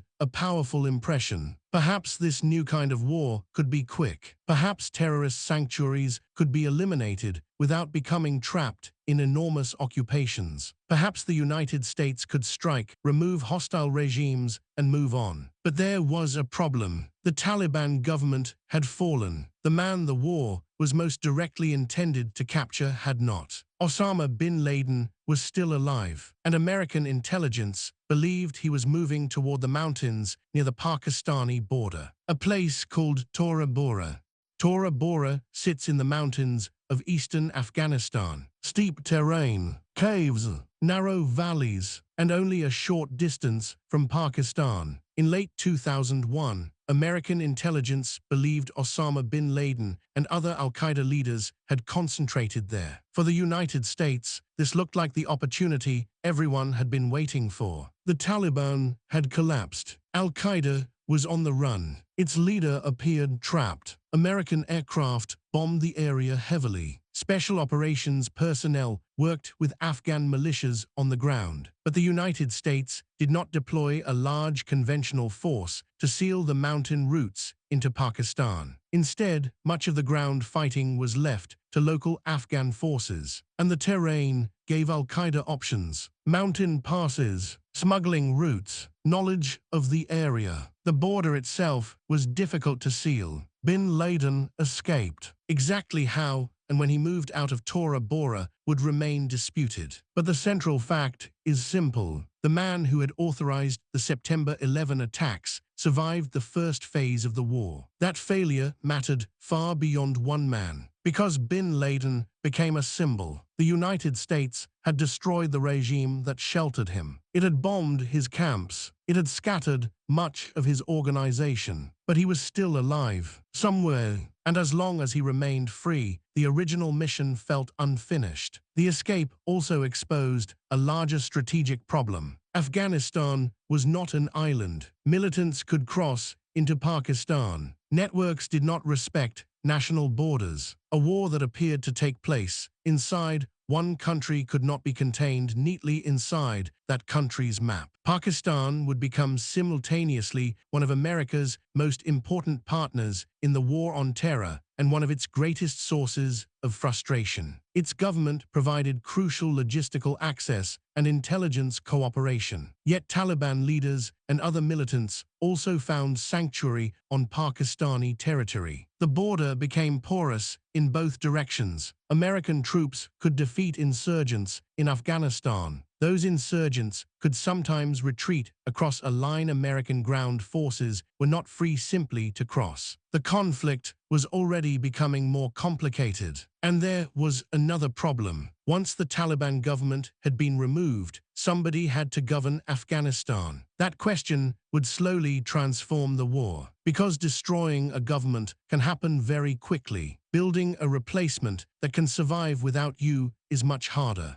The original logic of the Afghanistan war was narrow. Destroy al-Qaeda, remove the government protecting it, prevent Afghanistan from becoming a terrorist sanctuary again. But once the Taliban fell, the United States confronted a basic question. What happens next? Afghanistan had no strong national government waiting to take over. The country had been devastated by war. Warlords controlled territory. Institutions were weak. The economy was shattered. Security forces barely existed. And if the United States simply left, there was an obvious danger. The same kind of collapse that had allowed the Taliban to rise in the first place could happen again. So the mission expanded. Afghan political leaders gathered with international backing. Hamid Karzai emerged as the central figure of the new government. A new constitution was written. Elections were held. An Afghan army was built. Police forces were trained. Schools reopened. Roads were constructed. International aid poured into the country. Women returned to public life in areas where the Taliban had excluded them. Millions of girls entered schools. Afghanistan was no longer merely the place where al-Qaeda had been attacked. It had become a state-building project, and that represented a major change in American strategy. During the 2000 presidential campaign, George W. Bush had criticized open-ended military nation-building. Now his administration was helping construct an entirely new Afghan political order. There was a logic to this transformation. If a failed Afghan state had become a sanctuary for al-Qaeda, then creating a functioning Afghan state could be part of preventing another September 11. Security and governance became linked, but every new objective created another condition that had to be met before America could leave. It was no longer enough for al-Qaeda's camps to be destroyed. The Afghan government had to survive. Its army had to fight. Its police had to maintain order. Its institutions had to function. Its economy had to support the state. Its territory had to stop serving as sanctuary for extremists. And those goals were much more difficult to measure. What did victory now look like? A peaceful Afghanistan, a democratic Afghanistan, an Afghanistan without the Taliban, an Afghanistan capable of defeating the Taliban on its own, an Afghanistan that simply would not host al-Qaeda. These are not the same objective, and over the following 20 years, American strategy would repeatedly shift between them. The war had started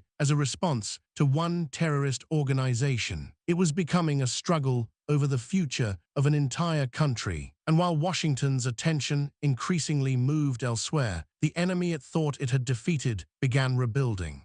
The Taliban had lost Kabul. It had lost its government. Its fighters had scattered. But the movement had not disappeared. Some Taliban leaders crossed into Pakistan. Others returned to villages. Some simply waited. And over time, the conditions for an insurgency began to emerge. One problem was geography. Afghanistan's border with Pakistan stretches across rugged mountains and remote territory. Militants could move through areas difficult for either government to control. Taliban leaders developed sanctuary and support networks across the border. The United States could dominate open battlefields inside Afghanistan. It could not easily eliminate an insurgency whose political and logistical networks extended beyond the country's borders. Another problem was the Afghan government itself. Corruption became deeply entrenched. Officials diverted money. Patronage networks flourished. Local power brokers abused authority. Some Afghans experienced the new state not as an abstract democracy, but through corrupt police, predatory officials, or distant institutions. The enormous influx of foreign money created opportunities. It also created distortions. Then there were military mistakes. Civilian casualties from airstrikes and raids could create anger. Night operations terrified families. Detentions sometimes swept up the wrong people. Every mistake could become a recruiting tool. And the Taliban adapted. Rather than fighting the United States like a conventional army, it returned as an insurgency. Roadside bombs, ambushes, suicide attacks, assassinations, intimidation, shadow governments, control at night where the Afghan government controlled during the day. The war became slower, harder to define, harder to win. American and NATO forces could seize territory. The question was whether that territory could stay secure after they left. A village could be cleared, then cleared again, then cleared again. Each cycle exposed the same problem. Foreign soldiers could suppress the insurgency, but the long-term outcome depended on Afghan institutions capable of replacing them. And by the middle of the 2000s, the Taliban insurgency was clearly growing. American troop levels increased. NATO became more deeply involved. Casualties rose. The war that had seemed almost finished in late 2001 was beginning to look permanent. And yet Afghanistan was no longer receiving Washington's full attention. Because in 2003, the United States had opened an entirely new war. Iraq. That decision would shape Afghanistan too. Military resources, political attention, intelligence, senior leadership, all became divided between two enormous conflicts. The first war of the post-9/11 era had not ended. America had simply started another one.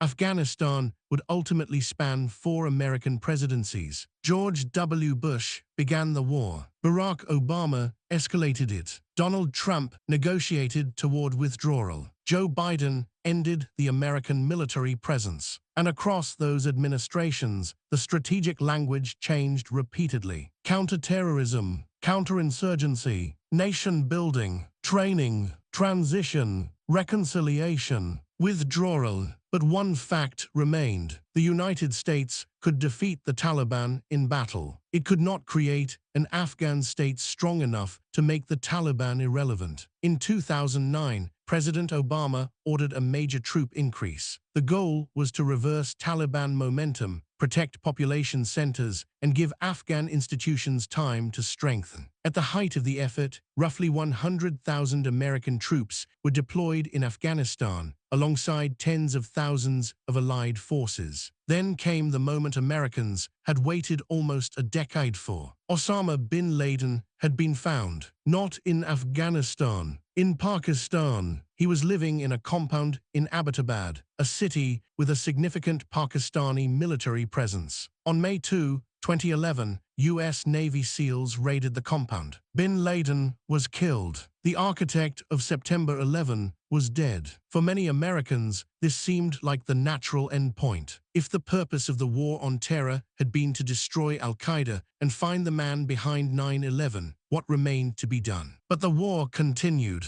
because the mission had long since become larger than bin Laden. American strategy now revolved around the survival of the Afghan government. Troops gradually drew down. The Taliban kept fighting. Negotiations eventually began. In 2020, the Trump administration reached an agreement with the Taliban setting a path for American withdrawal. The Afghan government was not a full party to that agreement. The timetable moved forward. In 2021, President Biden decided to complete the withdrawal. American forces began leaving, and then the Afghan state collapsed far faster than almost anyone in Washington expected. Provincial capitals fell. Afghan units surrendered or disappeared. Taliban fighters advanced across the country. On August 15, 2021, they entered Kabul. President Ashraf Ghani fled. The government, the United States, and its allies had spent 2 decades supporting ceased to exist. Images from Kabul airport showed thousands of desperate people trying to escape. American troops temporarily returned in force to secure the evacuation. Afghans crowded around the airport. Some clung to departing aircraft. Then, on August 26, an ISIS-K suicide bomber attacked a gate. 13 American service members were killed. Scores of Afghan civilians died. On August 30, the final American military aircraft departed Kabul. The longest war in American history was over. The symmetry was impossible to ignore. In 2001, the United States went into Afghanistan because the Taliban ruled the country and sheltered al-Qaeda. 20 years later, the United States left, and the Taliban ruled Afghanistan again. That does not mean nothing changed. Al-Qaeda's original leadership was devastated. Bin Laden was dead.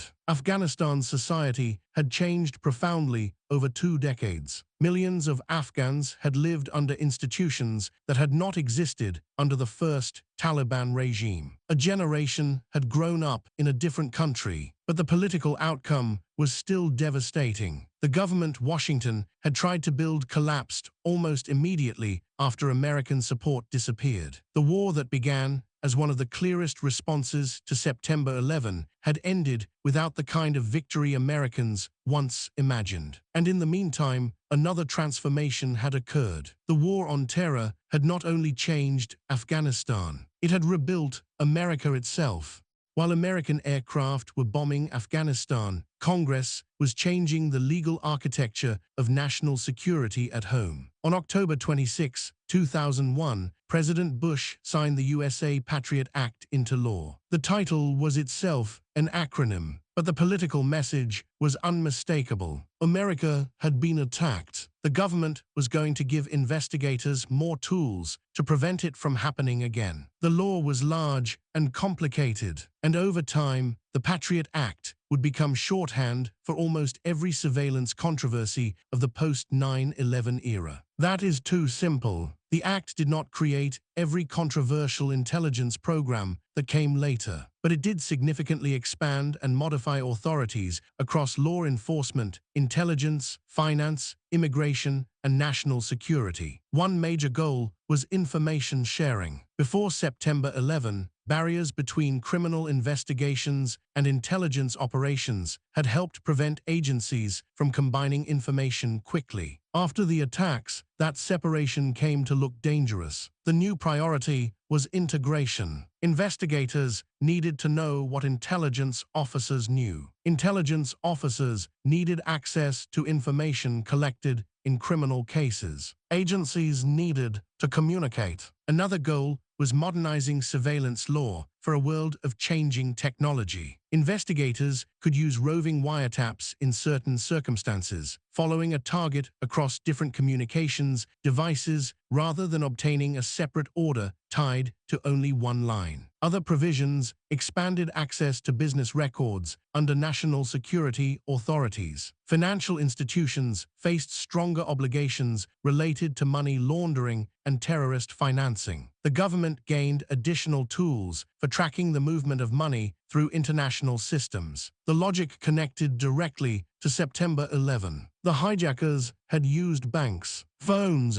travel systems, civilian infrastructure. If terrorism operated through ordinary networks, then counterterrorism would have to operate through those networks too. Supporters argued that investigators had been forced to work with laws designed for an older technological world. They believed the government needed modern tools to detect networks before an attack occurred. Critics warned that emergency legislation was being passed with extraordinary speed and that expanded surveillance powers could erode civil liberties far beyond terrorism cases. That argument would continue for decades. Some Patriot Act provisions would later expire or be modified. Courts would examine others. Congress would repeatedly revisit surveillance authorities. But the larger shift survived. After September 11, the political cost of failing to detect a threat became enormous. The default assumption moved toward collecting more information and sharing it more widely. The government was rebuilding itself around prevention, and nowhere would ordinary Americans experience that transformation more visibly than at the airport.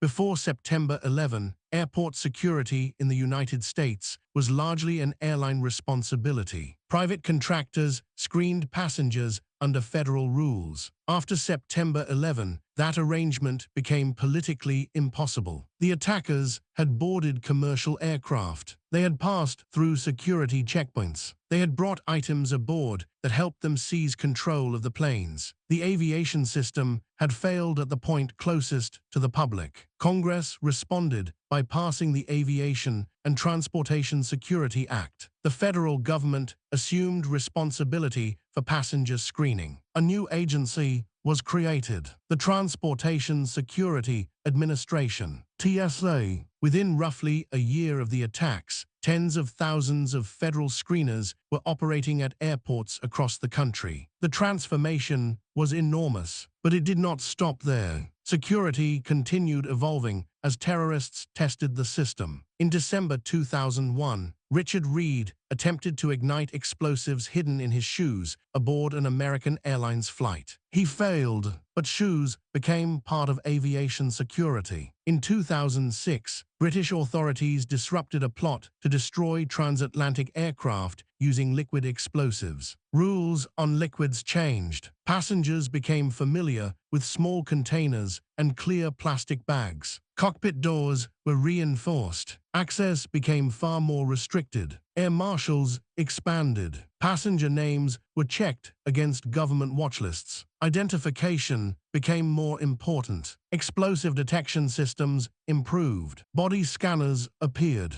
And over time, something historically remarkable happened. The security response to September 11 stopped feeling like a response to September 11. It simply became air travel. A teenager boarding a plane in 2026 has no memory of an airport where family members could casually accompany someone to the gate. Someone born after 2001 may have spent an entire life removing shoes, separating liquids, presenting identification, and waiting in security lines without ever experiencing the system that existed before. That is how historical change becomes invisible. At first, everyone notices the new rule. Then people adapt. Then children grow up with it. Eventually, the rule feels natural. But TSA represents only the most visible layer of a much larger transformation. Because the federal government decided that aviation security was not the only system that had been too fragmented before September 11. Border security, immigration, emergency management, infrastructure protection, cybersecurity, transportation, Coast Guard functions. All of these responsibilities were scattered across different departments. Washington decided to bring many of them together. The result would be the largest reorganization of the federal government in decades. Before September 11, there was no United States Department of Homeland Security. The phrase itself was not yet part of ordinary American political language. Then the attacks created a new idea. The country needed one department whose central mission was protecting the homeland, not fighting conventional wars overseas, not conducting diplomacy, not investigating ordinary crime, protecting the United States from threats that could move across borders, transportation systems, infrastructure, immigration networks, and civilian life. In 2002, Congress created the Department of Homeland Security. The new department formally began operating the following year. 22 federal agencies and offices were reorganized under one cabinet department. Customs, immigration functions, the Coast Guard, the Federal Emergency Management Agency, the Secret Service, Transportation Security, Border Functions, other security and infrastructure responsibilities. Imagine taking pieces of government that had developed separately over decades and moving them under a new organizational roof in response to a single strategic shock. That gives some sense of the scale. The rationale was exactly the problem we saw before September 11. Fragmentation. Different organizations possessed different authorities, different databases, different chains of command, different priorities. The fear was that a threat could move through the gaps. Homeland Security was supposed to help close those gaps. Its mission soon extended far beyond terrorism alone. Disaster response, border security, cybersecurity, critical infrastructure, immigration enforcement, maritime security, election infrastructure later became part of the broader security environment. But the department's origin remained September 11. Its existence is one of the clearest examples of how the attacks became permanent government structure. A terrorist organization with a relatively small number of core members had caused the United States to reorganize a significant portion of its federal bureaucracy. That was an extraordinary asymmetry. Al-Qaeda could never match the American government institution for institution. It did not have to. One successful attack could force the American state to spend enormous resources redesigning itself around the possibility of another one. And DHS was only part of that redesign. The deeper intelligence system was also about to be rebuilt, because the central question raised by September 11 remained unanswered. If pieces of the plot had existed inside the government before the attacks, how could the country make sure those pieces were connected the next time? After September 11, one criticism appeared again and again. The government had information. The government had warnings. The government had agencies capable of tracking terrorists. But the system had failed to combine what those agencies knew. So Washington set out to redesign the machinery of intelligence itself. The most visible investigation came through the 9/11 Commission. Its task was enormous. Reconstruct what had happened, determine what American institutions had known, identify what had failed, and recommend changes that could prevent another attack. The Commission's final report described failures across intelligence, law enforcement, aviation security, policy, and government organization. But one problem stood above many others. The United States had agencies built around individual missions. It did not have a sufficiently integrated system built around the threat as a whole. The solution was a sweeping reorganization. In 2004, Congress created the position of Director of National Intelligence. Before this, the CIA director had also served as the nominal leader of the wider intelligence community. But that arrangement had limits. The CIA director still ran one agency while supposedly coordinating many others. The new Director of National Intelligence would sit above the individual agencies and coordinate the broader intelligence community. CIA, NSA, FBI intelligence elements, defense intelligence agencies, and many others. The objective was not to merge them into one giant organization. It was to make the pieces operate more like parts of one system. Another new institution was the National Counterterrorism Center. The NCTC was designed to bring together information relating to terrorism from across the government. Think back to the picture we described before September 11. One agency knows a name, another knows a visa, another knows a phone number, another knows about flight training, another knows about an overseas meeting. The new philosophy was that those fragments needed to come together somewhere. The center would analyze terrorist threats and help integrate information from across agencies. The FBI changed too. Historically, the Bureau had been built heavily around investigation. A crime happens, agents gather evidence, a case is constructed, a suspect is arrested.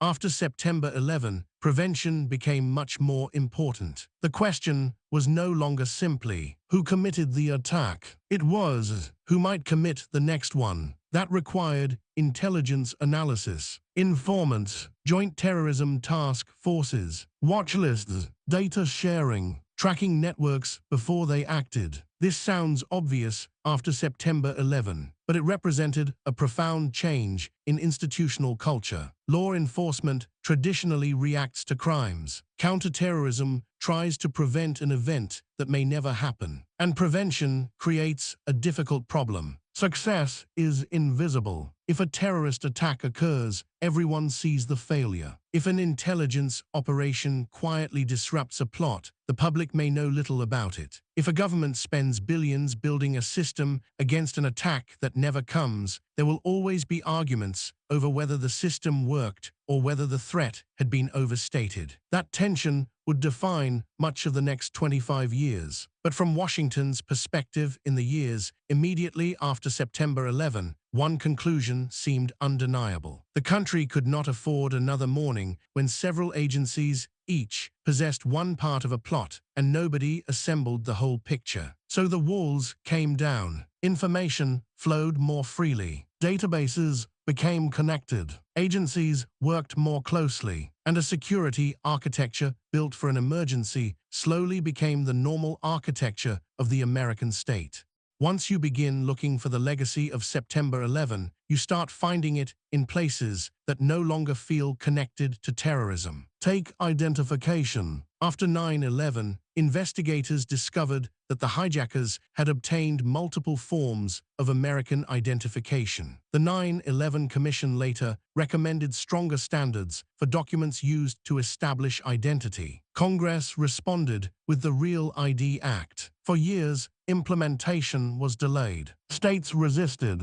Deadlines moved. The issue faded in and out of public attention. Then, more than 2 decades after the attacks, federal enforcement finally began for identification used at airport security and certain federal facilities. That is how long the institutional shadow of September 11 became. A recommendation produced by an investigation into a 2001 terrorist attack could still change the documents Americans carried in the 2020s. Then there were watch lists. Before September 11, different agencies maintained different collections of names. After the attacks, the government moved toward a more integrated terrorist screening system. Names could affect whether someone was allowed to board an aircraft, whether they received additional screening, whether border officers stopped them, whether law enforcement received an alert. The logic was obvious. If the government knew that someone was connected to terrorism, that information should not remain trapped inside an intelligence file while the person boarded an airplane. But watchlists created their own controversies. False positives, mistaken identities, questions about how people were added, questions about how they could challenge a designation. Again, the central conflict appeared. The better the government became at connecting information, the more power that information could have over ordinary people. Biometrics expanded too. Fingerprints, digital photographs, machine-readable passports, databases linking immigration and security systems. Visitors crossing borders increasingly entered an environment where identity could be checked against information gathered across multiple agencies. And at airports, passengers adapted to a new sequence of expectations. Identification, screening, restricted areas, watch lists, security announcements, unattended bag warnings, police presence. 25 years later, these things barely register as historical. They feel like infrastructure, but that is precisely what makes them important. Major historical change does not always remain dramatic. Sometimes it disappears into routine. A law passed after a catastrophe becomes a database. A database becomes a checkpoint. A checkpoint becomes part of an airport. A child grows up using it. Eventually, nobody asks why it is there. That is one of the clearest ways 9/11 changed the world. Not by keeping society permanently in the emotional state of September 12, but by turning the emergency response into systems people would eventually stop noticing. And the transformation did not stop at America's borders, because almost immediately, the United States began constructing something much larger, a worldwide counterterrorism network. Look at a map of the war on terror and begin with Afghanistan. One country, one obvious sanctuary, one organization responsible for September 11. Now expand the map. Pakistan. Al-Qaeda leaders crossed the Afghan border. Taliban networks operated there. American intelligence cooperation with Pakistan became essential. Then Yemen. Al-Qaeda developed one of its most dangerous regional branches there. Then Somalia. Militant Islamist organizations operated amid state collapse and civil war. Then the Philippines. American forces assisted local operations against Islamist militants in the south. Then Iraq. Then Syria. Then parts of North and West Africa. The battlefield kept spreading, not because the United States invaded every country on the map. Most operations looked nothing like Afghanistan or Iraq. Some involved intelligence cooperation. Some involved local forces trained by Americans. Some involved surveillance. Some involved drones. Some involved special operations teams. Some involved airstrikes. Some involved financial sanctions or arrests. The war on terror became less like one war and more like a network of overlapping campaigns. That reflected the enemy itself. Al-Qaeda was never a conventional empire controlling one continuous territory. Its affiliates could operate in separate countries. Local organizations could adopt the Al-Qaeda name. Leaders could pledge loyalty without taking direct operational orders in every case. A militant in Yemen might be part of the same ideological movement as one in North Africa while fighting an entirely different local conflict. This made victory extremely difficult to define. Destroy a training camp and another could appear elsewhere. Kill one leader and another could replace him. Push militants out of one country and they could move into another failed state. The United States had extraordinary advantages. Satellites, signals intelligence, aircraft,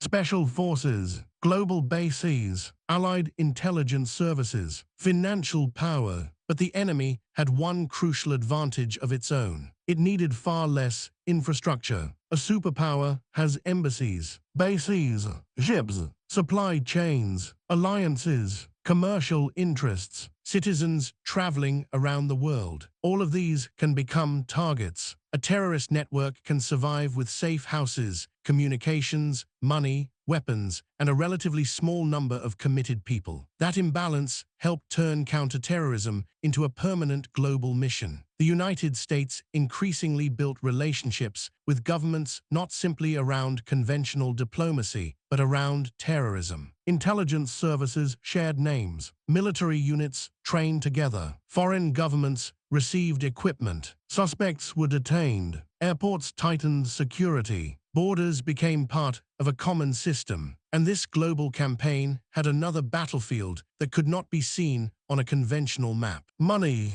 because terrorist organizations needed funds. And after September 11, the United States decided to attack the financial networks that allowed them to operate. Wars require money. Even inexpensive terrorism requires money. Plane tickets, apartments, passports, training, weapons, vehicles, travel, communications, safe houses, families of fighters. September 11 itself was not an enormously expensive operation compared with conventional warfare. That was part of what made it so disturbing. A small investment had caused damage measured in tens of billions of dollars and triggered a response costing vastly more. So the United States began treating finance as part of the battlefield. Treasury officials targeted individuals and organizations suspected of supporting terrorism. Assets could be frozen. Banks were pushed to identify suspicious transactions. International financial institutions increased scrutiny. Governments tightened rules against money laundering and terrorist financing. Organizations that had once been treated largely as charitable or political networks could become subjects of financial investigation. The dollar's central position in the global financial system gave the United States enormous leverage. A terrorist financier did not need to maintain an American bank account to become vulnerable to American pressure. International banks depended on access to dollar transactions. Governments depended on relationships with Western financial institutions. The United States could use sanctions, regulatory pressure, and intelligence cooperation to make moving money far more difficult. This became one of the less visible but most consequential changes of the post-9/11 world. The war on terror was not fought only by soldiers. It was fought by bankers, Treasury officials, customs officers, financial investigators, compliance departments, data analysts, border agents, international institutions. The United Nations also moved quickly after September 11. Governments were pressured to criminalize terrorist financing, deny safe haven, share information, and strengthen controls. The basic philosophy was that terrorism depended on networks, so counterterrorism had to become a network too. Financial networks, intelligence networks, police networks, border networks, airline databases. One country's weak point could become another country's vulnerability, and this helped erase an old distinction. Domestic security and foreign policy were becoming harder to separate. A man boarding an aircraft in Germany could matter to an investigator in Virginia. A bank transfer in the Gulf could matter to an intelligence officer in London. A phone call from Pakistan could trigger a search in New York. A passport issued in one country could be checked against a watchlist created in another. The entire system was becoming more connected. But this raised another question. What happened when the United States captured the people it believed were part of these terrorist networks? A conventional soldier could become a prisoner of war. A criminal suspect could be taken to court. But al-Qaeda did not fit neatly into either category, and the place America chose to hold many of those detainees would become one of the most controversial symbols of the entire war on terror. Guantánamo Bay. In January 2002, the first detainees arrived at the American naval base at Guantánamo Bay, Cuba. They were transporting from the war in Afghanistan. Images showed men in orange clothing, shackles, goggles, masks, wire fencing. The photographs spread around the world. Guantánamo quickly became a symbol. But to understand why it existed, we have to understand the legal problem Washington believed it faced. The United States was fighting al-Qaeda and the Taliban. But al-Qaeda members were not soldiers in the traditional sense. They did not necessarily wear uniforms. They did not belong to the regular armed forces of a recognized state. They could move between civilian populations. They could operate in one country and plan attacks in another. The Bush administration argued that many captured fighters could be held as enemy combatants rather than treated as ordinary criminal defendants. The government also argued that some detainees did not qualify for the full protections given to lawful prisoners of war under the traditional laws of armed conflict. Guantánamo offered something else. Location. The naval base was under American control, but outside the 50 states. Administration lawyers initially believed this could limit the ability of detainees to challenge their detention in American civilian courts. That assumption would not survive intact. Over the following years, the Supreme Court repeatedly ruled on detainee rights and the ability of courts to review aspects of the detention system. Guantánamo became the center of a much larger argument. Supporters of detention argued that the government had captured dangerous enemy fighters during an ongoing conflict. They said releasing them could put them back on the battlefield, and some detainees unquestionably had significant connections to extremist organizations. Critics asked a different question. What happens when a government imprisons someone for years without a conventional criminal trial? What happens if the intelligence used to identify them is wrong? What process exists to challenge detention? How long can a war against terrorism last? And if the war has no clear endpoint, can detention become indefinite? Those questions became harder because the detainee population itself was complicated. Some prisoners were senior al-Qaeda figures. Others were lower-level fighters. Some were transferred by foreign governments. Some had been captured under circumstances later questioned. The government itself ultimately determined that many detainees could be transferred or released. The population gradually fell, but the facility did not disappear. President Bush's administration debated its future. President Obama entered office promising to close it. He failed to do so. The prison remained under Trump, then Biden, and 25 years after September 11, Guantánamo still existed. That alone tells us something about the post-9/11 system. Emergency institutions are much easier to create than to dismantle. But Guantánamo was the visible detention system. There was another system the public initially knew far less about. Secret prisons. And inside some of them, the United States crossed lines that would produce one of the most damaging controversies of the entire war on terror.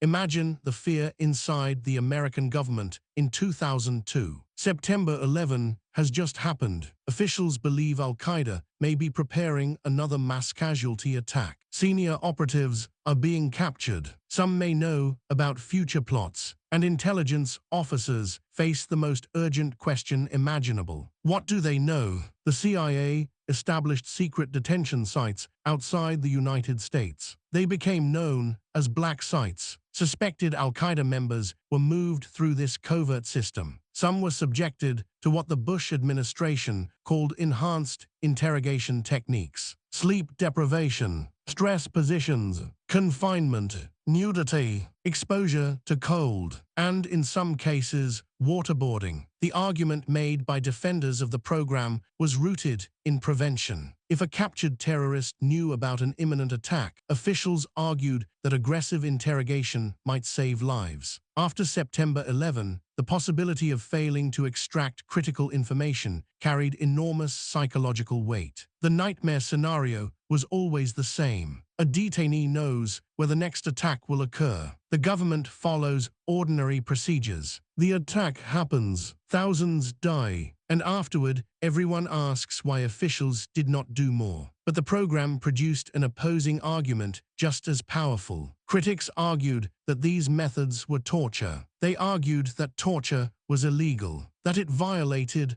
American values, that abusive interrogation could produce unreliable intelligence because prisoners might say whatever they believed interrogators wanted to hear, and that once the United States authorized such methods, it damaged the credibility of its broader claim to be defending law and democratic values. The controversy did not remain theoretical. Abu Zubaydah was waterboarded repeatedly. Khalid Sheikh Mohammed, one of the principal architects of September 11, was subjected to waterboarding and other harsh techniques. Other detainees experienced severe treatment. Some interrogation methods migrated through the broader detention system in complicated ways. Then photographs from Abu Ghraib prison in Iraq revealed American personnel humiliating and abusing detainees there. The contexts were different, but globally, the images merged into one story. Guantánamo, secret prisons, hooded prisoners, stress positions,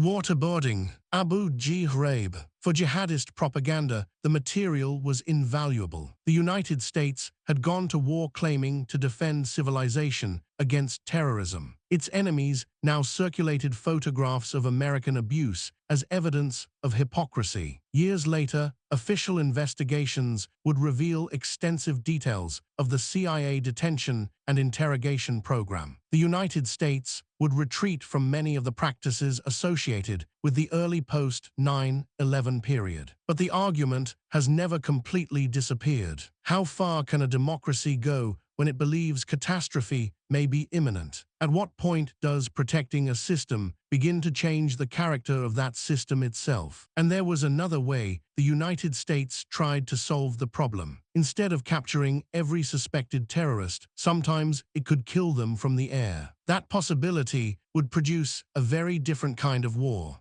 In the first months after September 11, the image of American warfare was familiar. Bombers, special forces, soldiers, aircraft carriers, troops moving across Afghanistan. But over the following decade, another image became increasingly important. A drone circling silently above the ground. The United States had used unmanned aircraft before 9/11, but the war on terror transformed their role. The Predator drone had originally been used largely for surveillance. Then it was armed. Now the same aircraft that located a suspected militant could help kill him. This solved several problems at once. A drone could remain over an area for hours. It did not place an American pilot physically above hostile territory. It could watch patterns of movement, wait, transmit video, then strike. For a war against small networks operating in remote regions, this was an extraordinarily attractive capability. Drone strikes became especially important in places where the United States did not want to launch a full-scale invasion. Pakistan, Yemen,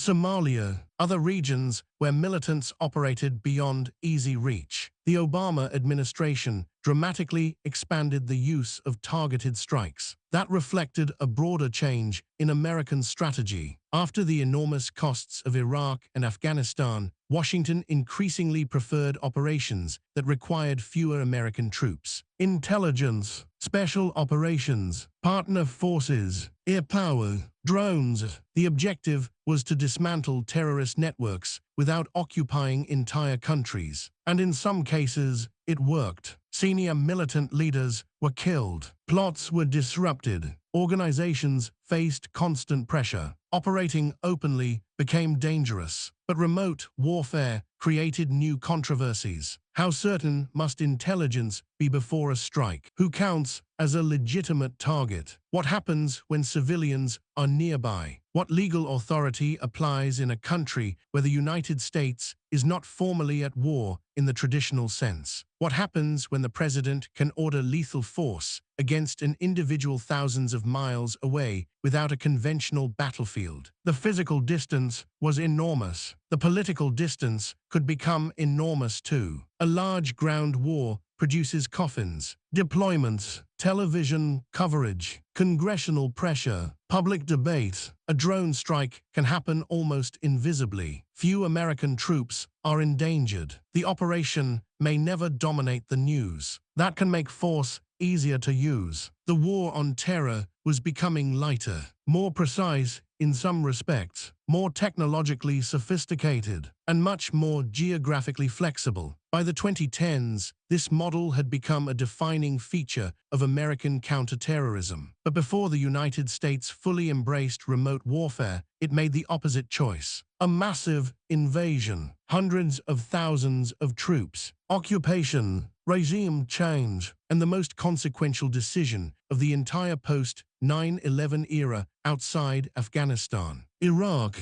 To understand why the United States invaded Iraq in 2003, we have to begin with something that is often forgotten. The conflict with Saddam Hussein did not begin on September 11. America and Iraq had been confronting each other for more than a decade before the attacks. Saddam Hussein had ruled Iraq since the late 1970s. His government was authoritarian, violent, and deeply militarized. In 1980, Iraq invaded Iran. The war lasted 8 years. Hundreds of thousands of people died. Iraqi forces used chemical weapons during the conflict, including against Kurdish civilians inside Iraq. Then, in August 1990, Saddam invaded Kuwait. Iraqi forces rapidly occupied the country. The United States assembled a broad international coalition. In early 1991, Operation Desert Storm began. American-led air power devastated Iraqi forces. The coalition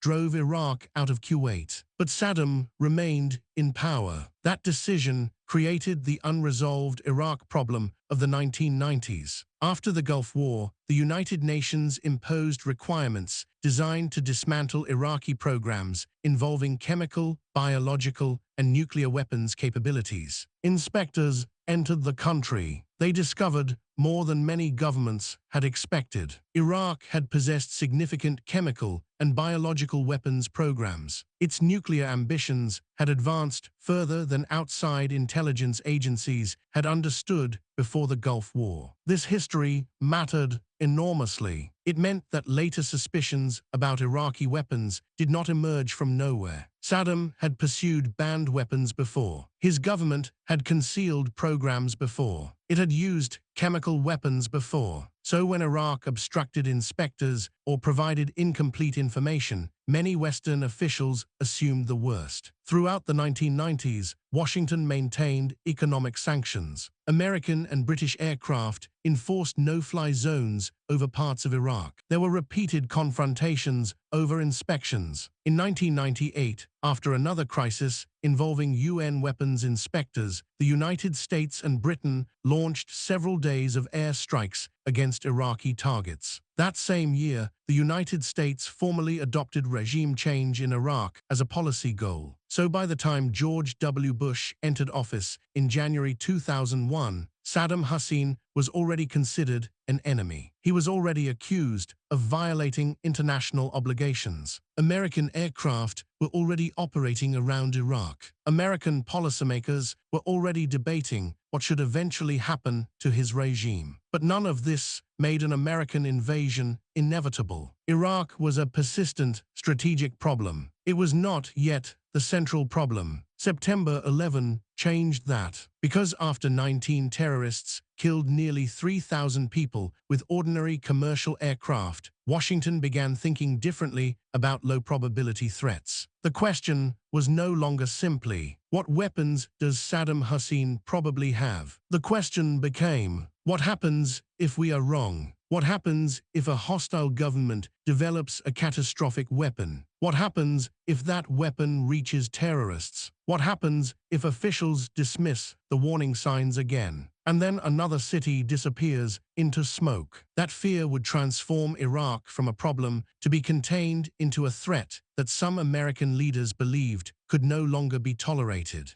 Before September 11, American policymakers worried about dangerous governments acquiring dangerous weapons. After September 11, that fear changed, because now there was another possibility. What if the weapon did not remain in the government's hands? What if it reached terrorists? The September 11 attackers had killed nearly 3,000 people without a nuclear bomb, without chemical weapons, without biological weapons. They had used box cutters, commercial aircraft, and surprise. So imagine what might happen if the next group acquired something far more destructive. This became one of the defining fears of the post-9/11 era. A terrorist organization alone was dangerous. A hostile state alone could be deterred. But combine a hostile state, weapons of mass destruction, and terrorists willing to die, and the traditional logic of deterrence became less reassuring. That fear shaped how the Bush administration looked at Iraq. Saddam Hussein had used chemical weapons in the past. His government had pursued biological weapons. It had pursued a nuclear weapons program before the Gulf War. It had repeatedly fought with international inspectors, and American intelligence agencies believed Iraq still possessed prohibited weapons programs. The issue was not simply what Iraq had done before. It was uncertainty about what Iraq might still be hiding. September 11 changed how that uncertainty was interpreted. Before the attacks, policymakers could ask, how likely is it that Saddam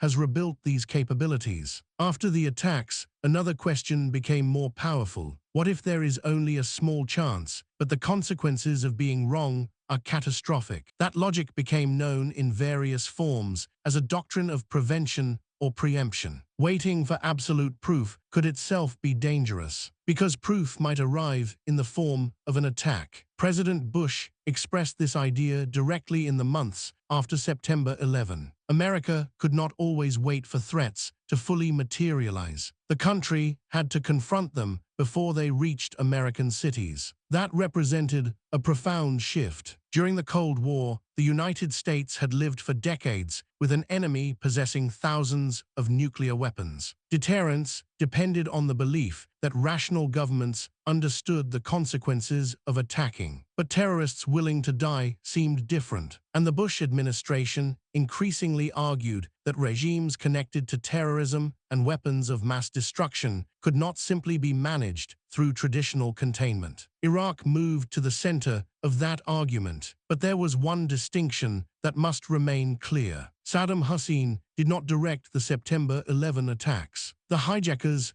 were members of al-Qaeda. Bin Laden was protected by the Taliban in Afghanistan. The evidence did not establish that Iraq had participated in the 9/11 operation. Yet in the political environment after the attacks, Iraq and terrorism increasingly appeared inside the same argument. Not because Iraq had carried out September 11, but because September 11 changed what kinds of risks American leaders believed they could afford to tolerate. That distinction is crucial because the case for war would ultimately rest on what Iraq might do in the future, not on evidence that Saddam had ordered what happened in New York and Washington. And to persuade the country that this future danger was serious enough to justify invasion, the administration would have to make a case.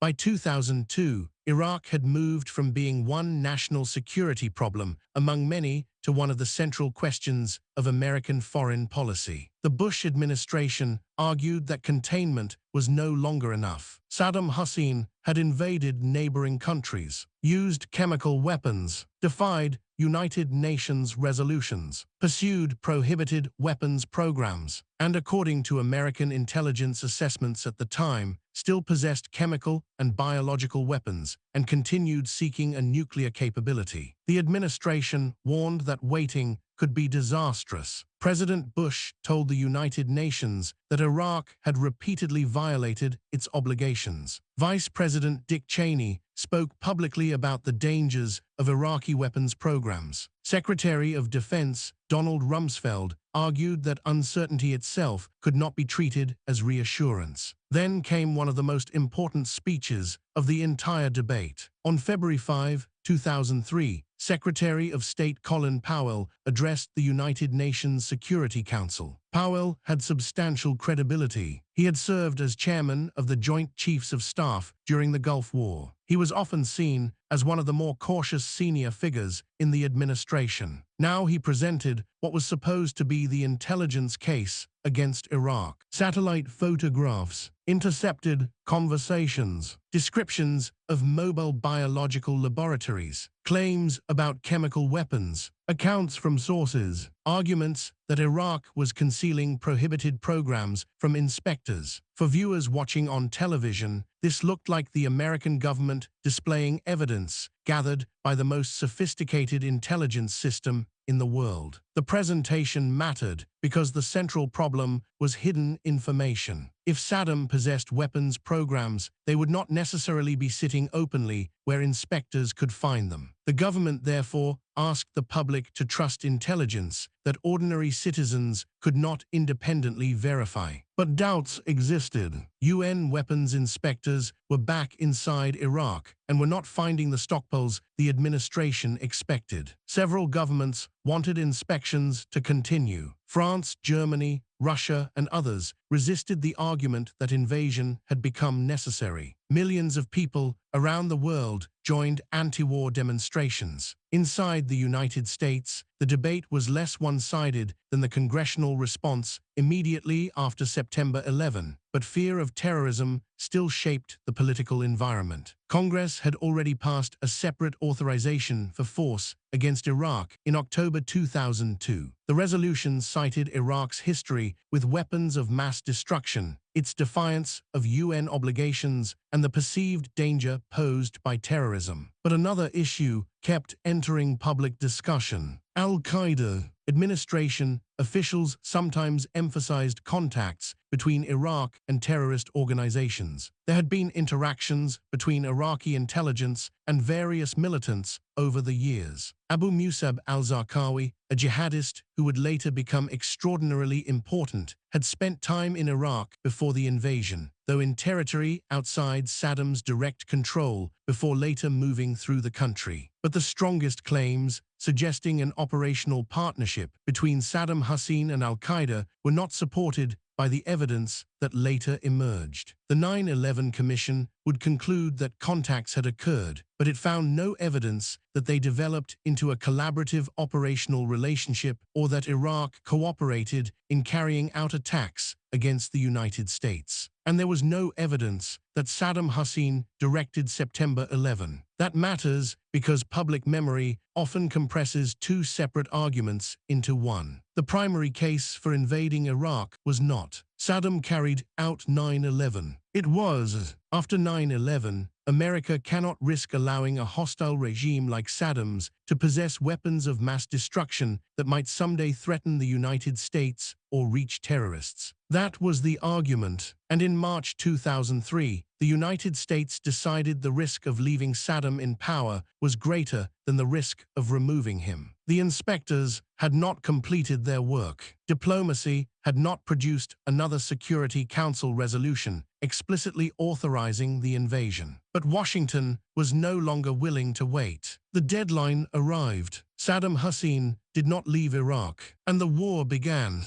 On March 19, 2003, President George W. Bush announced that American and coalition forces had begun military operations in Iraq. The objective was regime change. The United States and Britain led the invasion. For Americans watching television, the opening images looked almost futuristic. Baghdad at night, anti-aircraft fire, explosions across the city, precision-guided weapons striking targets. The phrase that became attached to the campaign was shock and awe. The strategy was intended to overwhelm the Iraqi regime so quickly that organized resistance would collapse. And once again, American conventional military power proved devastating. Ground forces entered Iraq from Kuwait. American and British units moved north. Iraqi regular forces struggled to stop them. Some elite formations resisted. Others disintegrated. The coalition possessed overwhelming advantages in air power, surveillance, communications, precision weapons, training, and logistics. Baghdad was reached in weeks. On April 9, television cameras captured Iraqis and American forces pulling down a giant statue of Saddam Hussein in Firdos Square. The image became the symbolic moment of regime collapse. Saddam disappeared. His government ceased functioning. American forces occupied the capital. On May 1, President Bush landed aboard the aircraft carrier USS Abraham Lincoln. Behind him hung a banner reading, "Mission accomplished." Bush's speech itself was more qualified than the banner suggested. He said major combat operations in Iraq had ended, but the image would become infamous because the most difficult part of the war had barely begun. The invasion had answered one question: could the United States defeat Saddam Hussein's military? Yes, quickly. But it had not answered a more important one. What happens after the government disappears? The United States had planned extensively for how to defeat the Iraqi military. It was far less prepared for the political and social vacuum that followed. Baghdad began to experience widespread looting. Government ministries were stripped. Infrastructure was damaged. Police disappeared. Weapons vanished from armories. The symbols of the old regime were gone, but there was no fully functioning new state ready to replace them. This was the same fundamental problem America had confronted in Afghanistan. Destroying a government and building one are completely different tasks. Except Iraq was larger, more urbanized, more politically complex, more strategically important, and deeply divided by decades of dictatorship, war, sanctions, ethnic tensions, and sectarian mistrust. The United States had won the invasion. Now it owned the aftermath, and two decisions made during those first months would help shape everything that followed. After Saddam's government collapsed, the United States created the Coalition Provisional Authority to administer Iraq. Its leader was L. Paul Bremer. The occupation faced an enormous challenge. How do you build a new political system on top of a dictatorship that has controlled nearly every important institution in the country? The old Iraqi state was dominated by Saddam's Ba'ath Party. Senior officials had often needed party membership to advance. The military had served the regime. Security services had tortured and killed opponents. Simply leaving those institutions untouched was politically and morally difficult, but dismantling them carried its own risks. One of the Coalition Provisional Authority's first major policies was de-Baathification. Senior Ba'ath Party members were removed from government positions. The objective was to prevent Saddam's political machinery from quietly surviving inside the new Iraq. But the policy also pushed many experienced administrators, teachers, technicians, and officials out of public life. Then came another decision. The Iraqi military was dissolved. Hundreds of thousands of armed men were suddenly without their old jobs. Some had weapons, some had military training. Some believed the new political order had no place for them. Many were Sunni Arabs from communities that feared losing power in a post-Saddam Iraq. The effect was explosive. The United States now had to construct new security forces while simultaneously confronting growing instability. Attacks against coalition troops increased. Roadside bombs appeared. Convoys were ambushed. Soldiers who had expected to be part of a short occupation found themselves fighting an insurgency, and the enemy was difficult to define. Some attackers were former regime loyalists. Some were Iraqi nationalists who opposed foreign occupation. Some were criminals. Some were Islamists. Some were foreign jihadists. These groups did not all share the same goals, but they shared an enemy: the occupation. Meanwhile, Iraq's political divisions were becoming harder to contain. Under Saddam, the Sunni Arab minority had held disproportionate power in the state. Iraq's Shia majority had often been brutally repressed. Kurds in the north had suffered campaigns of extreme violence and had developed substantial autonomy after the Gulf War. Removing Saddam did not erase those histories. It released them. Political power was being redistributed. Shia parties gained influence. Kurds sought to preserve autonomy. Many Sunnis feared exclusion, and militant organizations learned how to exploit those fears. Then another disaster damaged American credibility: Abu Ghraib. In 2004, photographs emerged showing American military personnel humiliating and abusing detainees inside the Iraqi prison. Prisoners were stripped naked, threatened, placed in degrading positions, photographed. The images spread around the world. For the United States, the damage was enormous. The invasion had partly been justified as the removal of a brutal dictatorship. Now photographs of Americans abusing Iraqi prisoners were being broadcast everywhere. For insurgent recruiters, the images became propaganda. For American critics, they became evidence that the war on terror was corroding the values it claimed to defend. And while Washington struggled with occupation, one man saw an opportunity. His goal was not merely to force America out. He wanted Iraq itself to collapse into religious war. His name was Abu Musab al-Zarqawi.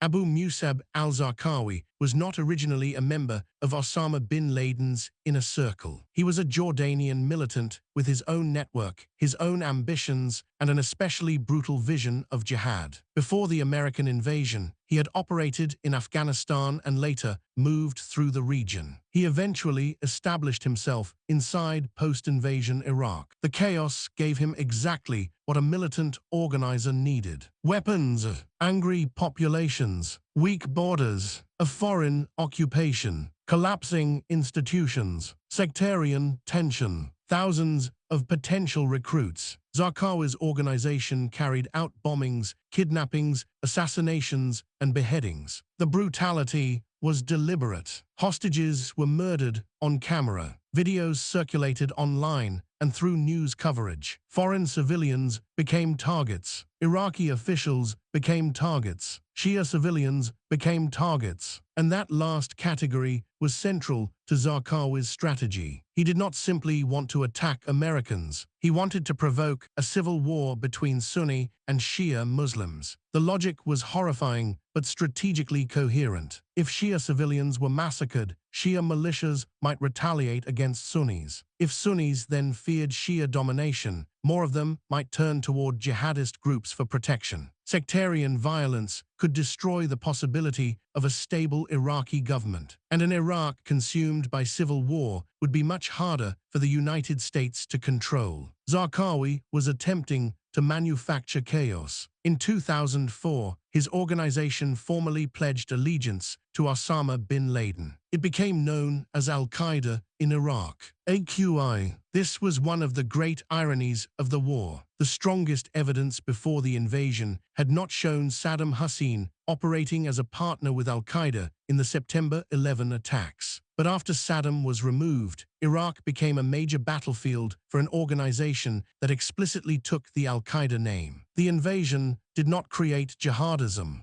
Zarqawi existed before 2003. Al-Qaeda existed before 2003. Sectarian tensions existed before 2003, but the destruction of the Iraqi state and the conditions of occupation created an environment in which these forces could grow in new ways. This is one of the most important distinctions in understanding historical causation. An event does not have to create every ingredient in order to create the conditions that allow those ingredients to combine. The United States had invaded Iraq partly because leaders feared a future connection between dangerous regimes, weapons of mass destruction, and terrorism. Instead, the war itself helped transform Iraq into a magnet for jihadists. Foreign fighters crossed borders, insurgent networks expanded, bombings escalated, and al-Qaeda could now portray Iraq as the central battlefield against America. Then came another devastating blow to the rationale for war. The weapons stockpiles did not appear. American investigators searched Iraq. The expected chemical and biological arsenals were not found. The pre-war intelligence judgments had been badly wrong. Saddam had retained expertise and ambitions in some areas, but the large active WMD stockpiles described before the invasion were not there. That changed the political meaning of the war. America was now occupying a country based in significant part on a threat that had been overstated, and the occupation itself was generating threats that had not existed in the same form before. By 2005, the question was no longer whether the invasion had succeeded. Saddam was gone. The question was whether Iraq itself could survive what came next. Zarqawi understood that the United States had a weakness he could exploit. America was trying to build a unified Iraqi state. He would try to make unity impossible. His strategy focused relentlessly on sectarian division. Iraq is religiously and ethnically complex. Most Iraqis are Muslims, but the population includes both Shia and Sunni communities. Kurds form another major part of the country, along with smaller religious and ethnic minorities. Under Saddam Hussein, political power had been concentrated inside a regime dominated by Sunni Arabs, even though Shia Muslims formed the majority of Iraq's population. The fall of Saddam overturned that balance. Elections would inevitably give Shia parties far greater political power. To many Shia Iraqis, this represented liberation from decades of repression. To many Sunnis, it looked like the beginning of political exclusion. Zarqawi wanted to transform that fear into war. His fighters attacked Shia mosques, religious ceremonies, markets, pilgrims, political gatherings. The objective was not simply to kill. It was to provoke retaliation. Every bombing carried a second target. The trust required to keep Iraq together. If a Sunni extremist killed Shia civilians, Shia militias might murder Sunnis. Those murders could push Sunni communities toward insurgents. The insurgents could launch more attacks. Each round of violence would make the next one easier. This was terrorism designed as a chain reaction. Even al-Qaeda's senior leadership appears to have worried about Zarqawi's extreme focus on killing Shia civilians. The brutality risked alienating Muslims who support the broader movement wanted. But Zarqawi continued. Bombings became routine. Bodies appeared in streets. Kidnapping and torture spread. Militias grew. Neighborhoods became increasingly divided. The new Iraqi security forces themselves were vulnerable to sectarian influence. Police units could become associated with militias. Government institutions were not always viewed as neutral. The state America was trying to build was becoming another arena in the struggle. In June 2006, the United States killed Zarqawi in an airstrike. One of the most notorious insurgent leaders in Iraq was dead. But by then, the strategy he had helped unleash no longer depended on him. Because 4 months earlier, an attack had pushed Iraq toward the edge. A bomb destroyed the Golden Dome of the al-Askari Shrine in Samarra, one of the holiest Shia sites in Iraq. The shrine attack did not kill large numbers of people directly. It did something more strategically dangerous. It triggered retaliation. Mosques were attacked. People were dragged from homes. Bodies appeared throughout Baghdad. Death squads operated at night. The conflict accelerated. Zarqawi had wanted a sectarian war. By 2006, Iraq was frighteningly close to giving him one. By late 2006, Baghdad was becoming a city divided by fear. Neighborhoods that had once been mixed were separating along sectarian lines. Families fled, walls appeared, checkpoints multiplied, militias controlled streets. People learned which neighborhoods they could enter safely and which they could not. A name could identify someone's religious background. An identification card could become a death sentence. Bodies were dumped by roadsides. Many showed signs of torture. Car bombs killed civilians in markets and outside mosques. Insurgents attacked American forces. Shia militias attacked Sunnis. Sunni extremists attacked Shia communities. Criminal violence mixed with political violence until categories became difficult to separate. Iraq was no longer simply an insurgency against an occupation. It was moving towards civil war. American casualties rose. Iraqi casualties were far higher. Public support for the war inside the United States deteriorated. The original rationale had already been badly damaged by the failure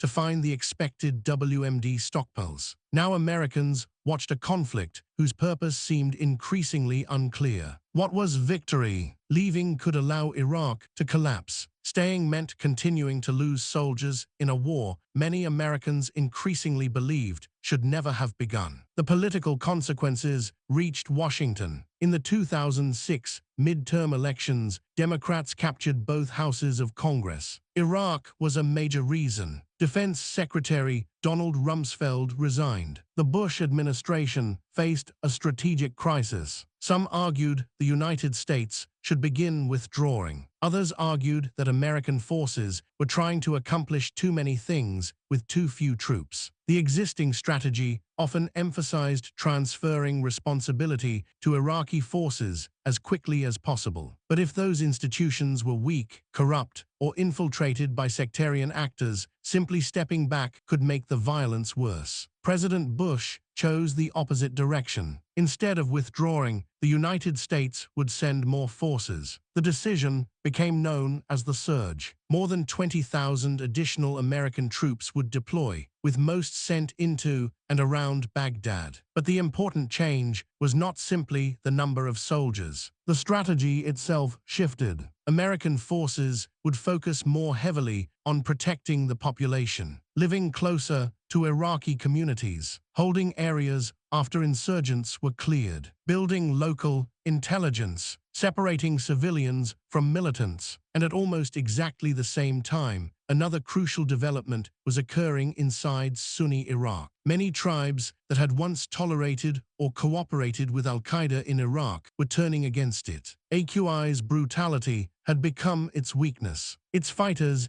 imposed harsh rules, killed local rivals, interfered with tribal authority, targeted civilians, and attempted to dominate communities that had initially viewed the group as useful against the occupation. The alliance was beginning to fracture. For the first time in years, several different forces were moving against al-Qaeda in Iraq simultaneously. More American troops, a different counterinsurgency strategy, growing Iraqi security forces, and Sunni tribes increasingly willing to fight the jihadists. The war was about to change again. The turning point in Iraq was not one battle. It was a convergence. The American surge mattered, but so did something happening from within Iraqi society. In Anbar province, Sunni tribal leaders had grown increasingly hostile to al-Qaeda in Iraq. The organization that had entered their communities, claiming to fight occupation, increasingly behaved like another occupying power. AQI militants assassinated local leaders, tried to control smuggling routes, imposed rigid social rules, forced marriages, punished rivals, and killed Muslims who did not accept their authority. Many Sunni tribes had reasons to oppose the Iraqi government and the American presence, but they were beginning to decide that al-Qaeda was worse. This became known as the Anbar Awakening. Sunni fighters began cooperating with American forces against AQI. The The United States supplied money, weapons, and support to local groups often known as the Sons of Iraq. Men who might previously have fought American troops were now helping identify jihadist networks. That transformed the intelligence environment. Foreign soldiers often struggled to distinguish insurgents from civilians. Local communities knew exactly who had arrived recently, who stored weapons, who planted bombs, who belonged to which network. At the same time, additional American forces moved into contested neighborhoods. Rather than repeatedly clearing territory and leaving, units established smaller outposts and attempted to hold areas. Violence began to fall. Sectarian killings declined substantially from their worst levels. AQI lost territory. Its leaders were killed or captured. Its ability to operate openly weakened. By 2008, Iraq looked dramatically different from the country that had seemed on the verge of total collapse 2 years earlier. This was a real strategic improvement. It should not be minimized simply because the original invasion had been disastrous. American and Iraqi forces had succeeded in reducing violence. Sunni communities had turned against al-Qaeda. The Iraqi state survived, but neither should the improvement be mistaken for the permanent destruction of the movement. AQI had been weakened, not erased. Its surviving networks adapted. They went underground, waited, reorganized, and watched the political system. Because the long-term defeat of an insurgency depends on more than military pressure. The communities that turned against al-Qaeda needed a reason not to return to rebellion. Sunni fighters who cooperated with the government needed jobs, political inclusion, security, confidence that Iraq's institutions belonged to them too. That proved much harder. In 2011, American troops withdrew from Iraq. For many Americans, that looked like the closing of another chapter of the war on terror. Saddam Hussein was dead. Iraq had an elected government. Violence was far below its peak. Al-Qaeda in Iraq had been battered. Osama bin Laden had also been killed that same year. It was possible to imagine that the era begun on September 11 was finally winding down. Then, just across Iraq's western border, another country began to collapse. Syria and the remnants of al-Qaeda in Iraq saw an opportunity. The enemy the United States thought it had defeated was about to become something much larger. In 2011, as American troops prepared to leave Iraq, another political earthquake was spreading across the Middle East. It became known as the Arab Spring. Protests toppled governments in Tunisia and Egypt. Demonstrations spread into Libya, Yemen, Bahrain, and Syria. In Syria, protesters challenged the government of Bashar al-Assad. The regime responded with force. Demonstrations became rebellion. Rebellion became civil war, and the country began breaking apart. For jihadist organizations, chaos creates opportunity. Police disappear, borders weaken, weapons circulate, prisons are emptied or abandoned, governments lose territory, young men surrounded by violence become easier to recruit, foreign fighters arrive, and organizations pushed out of one country can rebuild inside another. The remnants of al-Qaeda in Iraq understood this immediately. The organization had survived the surge. It had survived the Sunni awakening. It had survived the death of many of its leaders. It had been weakened so severely that it appeared close to strategic defeat. But it was still alive, and Syria offered something Iraq no longer did. Space. As the Syrian government lost control of territory, militants could establish bases, move fighters, seize weapons, raise money, recruit foreigners, and begin operating across a border that increasingly existed more clearly on maps than on the ground. The organization, now known as the Islamic State of Iraq, expanded into Syria. Its leader was Abu Bakr al-Baghdadi. Baghdadi had spent time in American detention in Iraq before rising through the jihadist movement. Under his leadership, the organization rebuilt. It became more disciplined, more ambitious, more violent, and increasingly independent from al-Qaeda's senior leadership. The Syrian conflict also became an international magnet. Volunteers arrived from across the Middle East, Europe, North Africa, Central Asia, even North America. Some came to fight Assad. Some joined more nationalist rebel groups. Others joined jihadist organizations. The conflict created an enormous ecosystem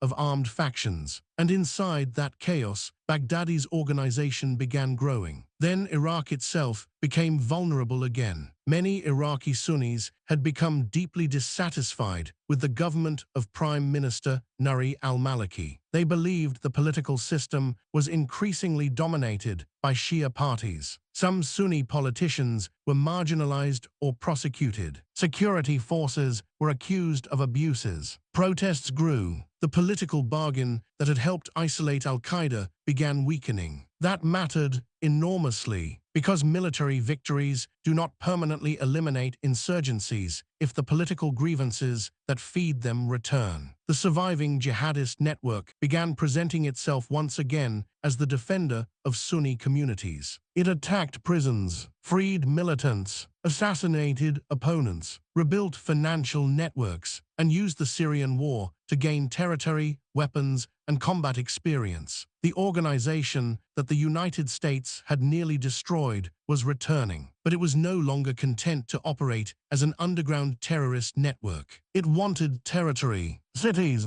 oil fields, borders, government buildings, an army, a state. And in 2014, the world would discover just how far it had come. In June 2014, Iraqi security forces in Mosul saw something terrifying. Militants were approaching the city. The attackers were vastly outnumbered. On paper, the Iraqi government possessed tens of thousands of security personnel in and around Mosul. They had American equipment, vehicles, weapons, training. The jihadists should not have been able to take the city. Then the Iraqi defense collapsed. Units abandoned positions. Soldiers removed uniforms. Weapons were left behind. Commanders fled, and militants entered Mosul. One of Iraq's largest cities had fallen with astonishing speed. The group now controlled vast territory across Iraq and Syria. It captured military equipment, banks, oil infrastructure, government buildings, prisons, weapons, and enormous quantities of ammunition. Then Abu Bakr al-Baghdadi made an announcement. The organization declared a caliphate. It called itself the Islamic State. The world came to know it as ISIS, or ISIL, or simply the Islamic State. This was something different from the al-Qaeda organization that had attacked America in 2001. Al-Qaeda had operated primarily as a network. ISIS wanted to govern. It controlled cities, collected taxes, issued documents, enforced laws, operated courts, managed oil, ran propaganda ministries, and brutally ruled millions of people. Its violence was deliberately theatrical. Executions were filmed. Prisoners were murdered in elaborately staged videos. Religious minorities were persecuted. Yazidi communities suffered massacres, enslavement, and displacement. Ancient monuments were destroyed for propaganda. The organization understood the internet in ways earlier jihadist groups never had. Its media operations produced polished videos, online magazines, social media campaigns, material translated for international audiences. Recruiters could contact potential supporters thousands of miles away. The physical caliphate was in Iraq and Syria. The propaganda network was global. Tens of thousands of foreign fighters traveled to the region. Some brought families. Some intended to live permanently inside the new state. Others would eventually return home with combat experience. ISIS also inspired or directed attacks outside its territory. Paris,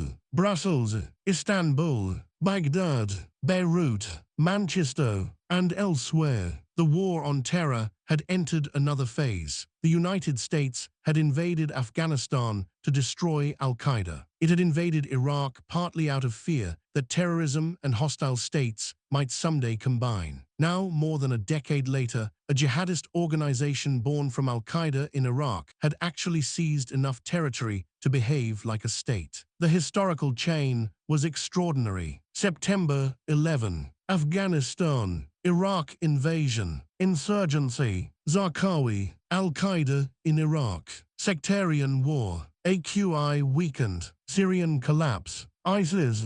No one sitting in Washington on September 12, 2001 had planned this sequence. That is precisely the point. Historical consequences do not move in straight lines. Actions create reactions. Reactions create new conditions. New organizations emerge from those conditions. And sometimes the enemy at the end of a war looks very different from the enemy at the beginning. The United States returned to military operations in Iraq. American aircraft began striking ISIS. Special operations forces deployed. Washington supported Iraqi troops and Kurdish forces. A broader international coalition formed. In Syria, the United States backed local forces that became central to the ground campaign against the Islamic State. The battle took years. Mosul was eventually retaken after devastating urban combat. Raqqa fell. Baghdadi was killed during a U.S. operation in Syria in 2019. That same year, the last significant piece of ISIS's territorial caliphate in Syria was captured. The state it had proclaimed was gone. But ISIS itself did not disappear. Branches and affiliates survived in different regions. Cells continued attacks. Its ideology remained online. The organization reverted toward the kind of insurgent and terrorist network from which it had originally emerged. Once again, territory could be taken. Leaders could be killed. Organizations could be weakened. But terrorism proved far harder to erase entirely. And while Americans watched wars unfold overseas, another post-9/11 transformation had been developing almost invisibly. A system designed to answer the question that haunted Washington from the beginning. What if the information needed to stop the next attack is already there?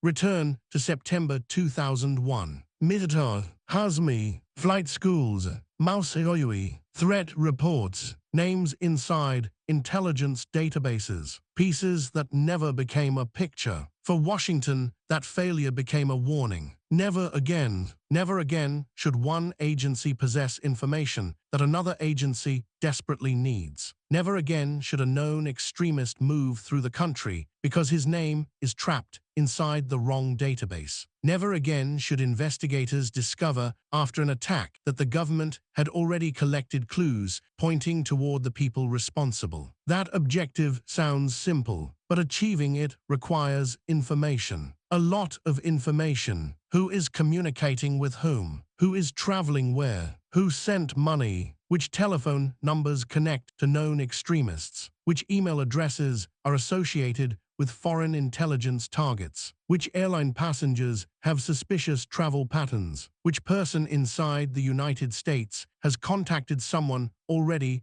under surveillance overseas? Counterterrorism increasingly became a problem of finding networks. Imagine a blank screen. One phone number appears, then another, a connection between them, then 5 more numbers, an email account, a bank transfer, a flight reservation, a hotel, a passport, an overseas contact. The objective is to turn isolated pieces of data into a map and find the dangerous connection before it becomes an attack. Technology made this increasingly possible. By the 2000s, human communication was undergoing an extraordinary transformation. Mobile phones were becoming universal. Email had become ordinary. The internet was expanding. Fiber optic cables moved enormous quantities of global communications. Later came smartphones, social media, cloud computing, encrypted messaging. The amount of digital information produced by modern society exploded. For intelligence agencies, this created unprecedented opportunity. Terrorists had to communicate too. They used phones, emails, internet forums, financial systems, and digital networks could leave traces. But the same infrastructure carried communications for billions of ordinary people. That created the central surveillance dilemma of the post-9/11 era. To find a tiny number of dangerous people inside a massive communications system, how much of that system should the government be able to observe? Where should the legal boundaries sit? Which communications should require warrants? What changes when one person is overseas and the other is inside the United States? What happens when data belonging to Americans is collected incidentally while targeting foreigners? What information counts as the content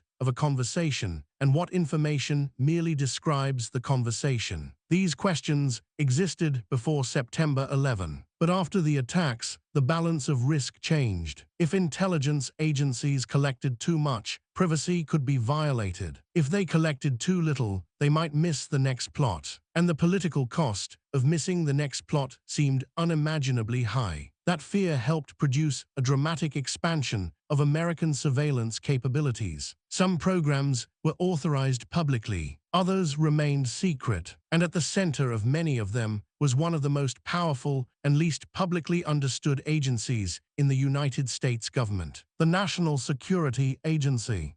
The National Security Agency existed long before September 11. Its mission centered on signals intelligence, intercepting and analyzing communications and electronic signals relevant to national security. During the Cold War, that often meant listening to foreign governments and militaries. The Soviet Union, Warsaw Pact communications, military radar, diplomatic traffic. Then the communications world changed. The internet blurred geography. A message between two people overseas might pass through infrastructure located in the United States. An American could communicate instantly with someone in Pakistan. A foreign terrorist could use services operated by an American technology company. The old distinction between domestic and foreign communications became technologically more complicated. After September 11, President Bush authorized a secret surveillance program that allowed the NSA to conduct certain warrantless interceptions involving communications where one party was believed to be outside the United States and connected to terrorism. The program remained highly classified for years. Supporters saw speed as essential. If an al-Qaeda phone number in Afghanistan called someone in the United States, intelligence officers did not want bureaucracy to delay surveillance. Critics argued that surveillance involving Americans had traditionally been constrained precisely because the government's intelligence capabilities were so powerful. The controversy eventually became public, but the larger surveillance architecture continued evolving. Congress changed the law. Courts became involved. New statutory authorities appeared. The NSA developed systems capable of collecting and analyzing enormous quantities of communications information. There is an important distinction here. Not every form of surveillance is the same. Collecting the content of a phone call is different from collecting information showing that one number contacted another. Targeting a foreign intelligence subject overseas is legally different from deliberately targeting an American inside the United States. Acquiring communications from internet providers is different from tapping physical cables. And debates about NSA surveillance often collapse these very different activities into one phrase. But the common logic was connection. Find the network. If intelligence identifies one terrorist suspect, analysts want to know who that person contacts, then who those people contact, which communications cross borders, which accounts appear repeatedly, which numbers suddenly activate, which travel records overlap. Technology allowed analysts to search networks at a scale that would have been impossible only decades earlier. And governments were not alone in gaining this capability. Private companies were also collecting enormous quantities of information. Search histories, locations, purchases, contacts, browsing behavior, social networks. Modern life itself was becoming more trackable. The surveillance age cannot be attributed entirely to September 11. Smartphones would have emerged anyway. Social media would have emerged anyway. big data would have emerged anyway. But 9/11 profoundly influenced the willingness of governments to apply these technological capabilities to security. The result was a system far more powerful than the one that existed in 2001. And eventually, one young contractor would copy an enormous collection of classified documents and reveal parts of that system to the world. Surveillance after September 11 did not develop through one law. That is important. It was not simply September 11 happens. Congress passes the Patriot Act. The government suddenly gains every surveillance capability people would later debate. The reality was a sequence. Different laws, different programs, different court decisions, different technologies, and different administrations. One important framework already existed: the Foreign Intelligence Surveillance Act, FISA. Passed in 1978, it created a legal system for certain forms of foreign intelligence surveillance involving people inside the United States. A special court reviewed government applications. The intention was to allow intelligence collection while placing judicial oversight around some of the government's most sensitive surveillance powers. Then technology changed. The internet made communications global. A foreigner in one country might use an American email service. Messages between two foreigners might travel through servers inside the United States. Communications networks no longer fit neatly into the geographic assumptions underlying older law. Congress responded with new authorities. One of the most important became Section 702 of the FISA Amendments Act of 2008. It allows the government, under specific procedures and oversight, to target non-US persons reasonably believed to be outside the United States for foreign intelligence purposes, using assistance from American communications providers. The target cannot legally be an American merely disguised as a foreign target. But because foreigners communicate with Americans, American communications can be collected incidentally. That produced continuing arguments over how those communications could later be searched. Then there was metadata. Metadata is information about communication rather than necessarily the content itself. Who contacted whom, when, for how long, depending on the system, other routing or identifying information. A single record may reveal little. Millions of records can reveal networks. One of the most controversial post-9/11 programs involved the large-scale collection of domestic telephone metadata under an interpretation of Section 215 of the Patriot Act. Supporters argued that analysts needed the ability to determine whether phone numbers linked to foreign terrorists had contacts inside the United States. Critics argued that collecting records relating to huge numbers of people who were not suspected of terrorism represented a dramatic expansion of state power. The program would later be changed significantly. But before that happened, the public had to discover that it existed. And that is a recurring theme in surveillance. Democratic oversight becomes difficult when the programs being debated are secret. Intelligence agencies need secrecy because targets can change behavior if they understand surveillance capabilities. But voters cannot meaningfully evaluate powers they do not know exist. Congressional intelligence committees receive classified information. Specialized courts review certain activities. Inspectors general investigate compliance. Internal rules constrain analysts. But much of this happens outside public view. For years, Americans argued abstractly about whether surveillance had expanded too far. Then, in 2013, the debate changed almost overnight, because a contractor working inside the intelligence system began giving classified documents to journalists. His name was Edward Snowden.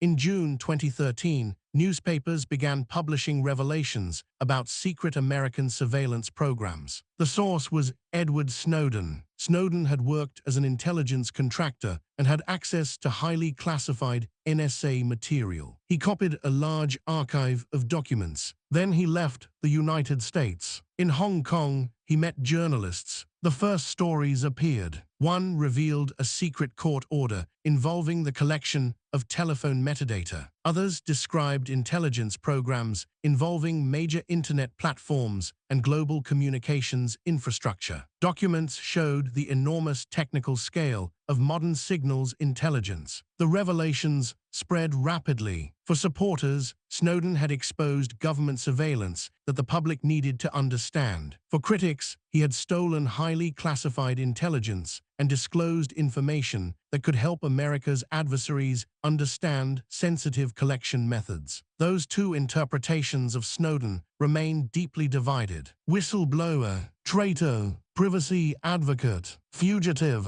The argument over what to call him became part of the larger argument over what he had revealed. Snowden eventually traveled from Hong Kong toward Latin America. His American passport was revoked while he was in transit. He became stranded in Russia. Russia granted him asylum. He remained there, but the more important consequence was what happened to the surveillance debate itself. Before Snowden, many discussions about intelligence powers were abstract. After Snowden, journalists and citizens could examine documents, program names, technical diagrams, legal interpretations, internal presentations. The public learned far more about how digital surveillance worked. Allied governments reacted to revelations that American intelligence had monitored communications involving foreign leaders created diplomatic anger. Technology companies faced pressure from users who had trusted their services. Encryption became more important. Companies strengthened security. Some services adopted end-to-end encryption more broadly. The relationship between Silicon Valley and the intelligence community became more contentious. Congress eventually changed the telephone metadata program through the USA Freedom Act. Other surveillance authorities remained. Some were modified,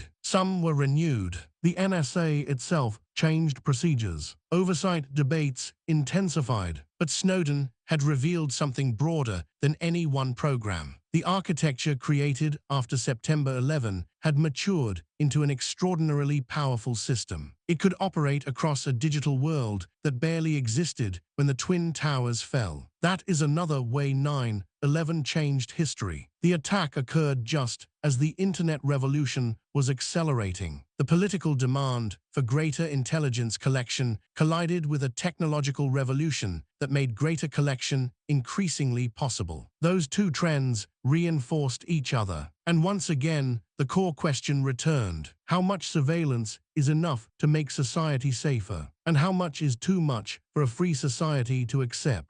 There is a temptation to tell this story with an easy villain. Either the government recklessly built a surveillance state, or privacy activists naively ignored the reality of terrorism. History is more complicated. Start with the government's problem. Imagine another attack occurs. Investigators identify the perpetrators afterward. Then they discover that one attacker had repeatedly communicated with a known terrorist overseas. The government possessed the foreign terrorist's number. The communication records existed, but legal or technical barriers prevented analysts from recognizing the connection. The public reaction would be furious. Why didn't anyone connect the dots? That is not hypothetical. That was one of the central criticisms after September 11. So intelligence agencies were told to connect more dots, collect information, share it, analyze networks, break down barriers. Then imagine the same system from the perspective of an ordinary citizen. You have committed no crime. You are suspected of nothing, yet your phone records may exist inside a government-accessible system. Your communications with foreigners may be collected under intelligence authorities directed at someone else. Powerful agencies possess technologies most citizens do not understand. Many relevant court proceedings are secret. Much of the legal interpretation remains classified until leaks, litigation,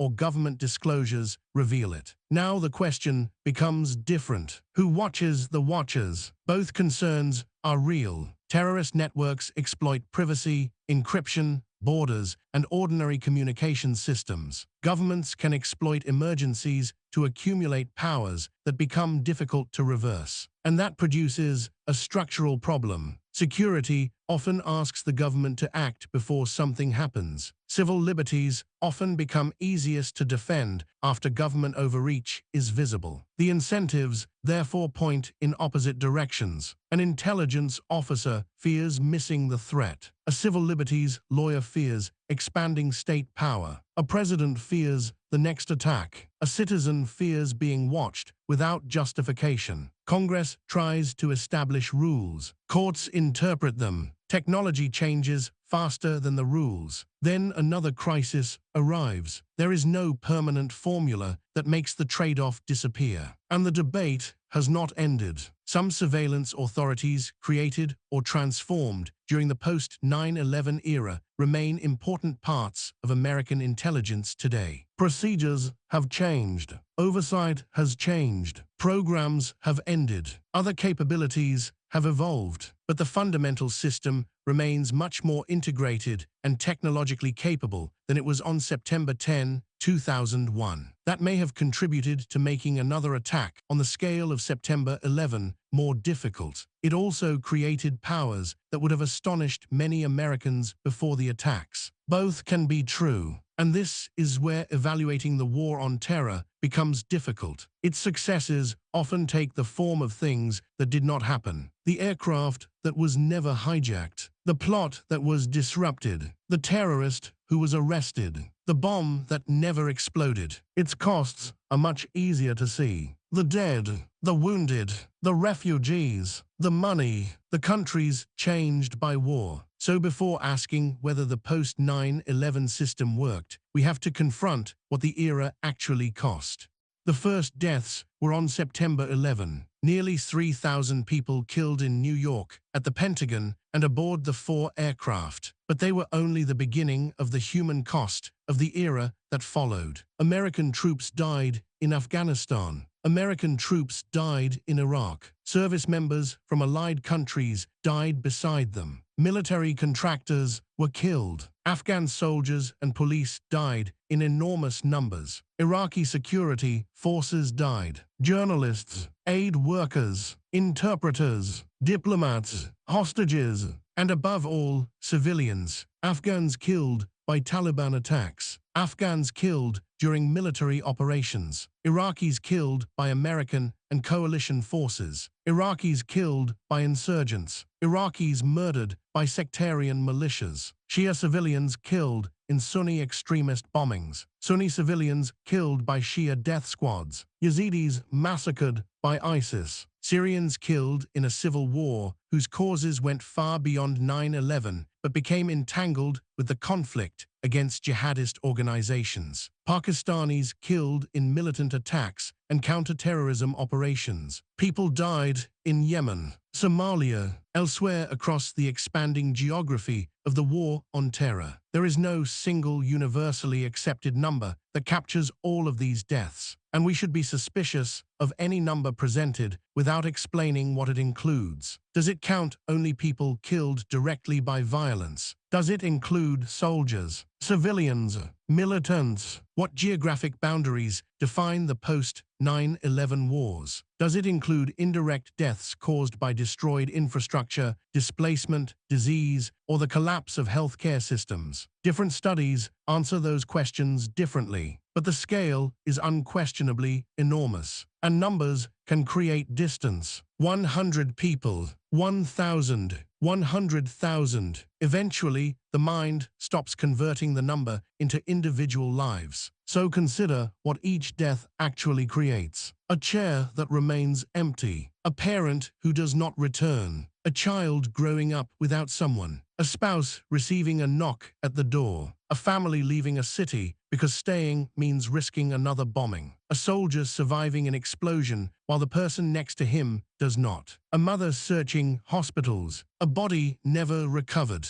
A photograph carried for decades. The attacks of September 11 are remembered partly because we know the stories of individual victims. the office worker who called home, the firefighter climbing the stairs, the passenger on Flight 93. But historical distance can make people killed overseas become statistics. An Iraqi family killed in a bombing does not become less human because no American television audience knows their names. An Afghan civilian does not become less significant because the war lasted so long that another casualty report stopped making headlines. And not every death can be attributed to one actor. That is another reason this history requires care. Al-Qaeda deliberately murdered civilians. ISIS deliberately massacred civilians. The Taliban carried out bombings. Sectarian militias conducted killings. American and allied forces sometimes killed civilians unintentionally during military operations. Some incidents involved unlawful conduct. Others resulted from mistakes, bad intelligence, or the brutal reality of fighting inside populated areas. Different responsibility belongs to different actors, but the historical consequence remains. The wars unleashed after September 11 created environments in which enormous numbers of people died. And even among those who survived, the cost did not end when the shooting stopped. Because modern war produces another population, people who come home alive, but do not come home unchanged.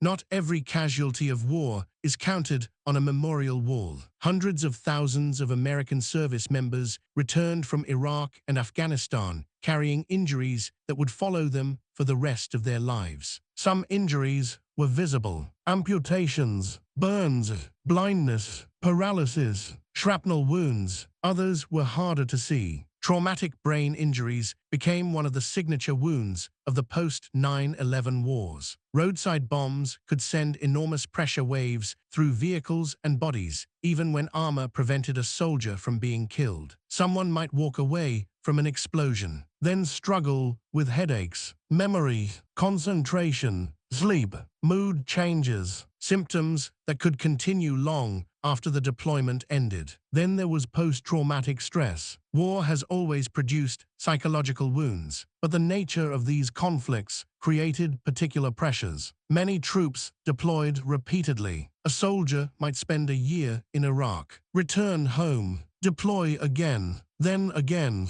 The enemy often did not wear a uniform. A quiet road could contain a bomb. A parked vehicle could be dangerous. A person approaching a checkpoint might be innocent or might be carrying explosives. The nervous system learns from environments like that. It learns to remain alert, to scan rooftops, to watch hands, to notice unusual objects beside roads. Then the soldier comes home. The road is safe. The crowd is safe. The noise outside is probably nothing. But the body may not immediately understand that. For some veterans, returning home became another kind of adjustment. There were marriages strained by long separations, children who barely knew a parent who had been deployed repeatedly, difficulty finding civilian work, chronic pain, substance abuse, depression, suicide. None of these experiences belonged to every veteran. Millions returned and built successful lives, but the scale of deployment meant that even problems affecting a minority became major national issues. And then another health concern emerged: burn pits. At bases across Iraq, Afghanistan, and other locations, enormous quantities of waste were burned in open pits. Plastic, fuel,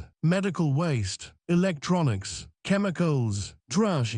Service members breathed the smoke. Years later, veterans reported cancers and respiratory illnesses they believed were connected to those exposures. For years, many struggled to prove that their illnesses were service-related. Eventually, federal law expanded benefits for veterans exposed to toxic substances. Again, the cost of the war continued long after deployment. That matters when we talk about how expensive the post-9/11 wars were. A war does not cost only what the Pentagon spends while troops are fighting. A 22-year-old soldier wounded in Afghanistan may require medical care at 40, 60, 80. The financial cost continues because the human cost continues. And the same is true far beyond the United States. Afghan civilians lost limbs to landmines and bombs. Iraqis survived explosions that destroyed families. Children grew up surrounded by conflict. Entire populations lived for years inside environments shaped by checkpoints,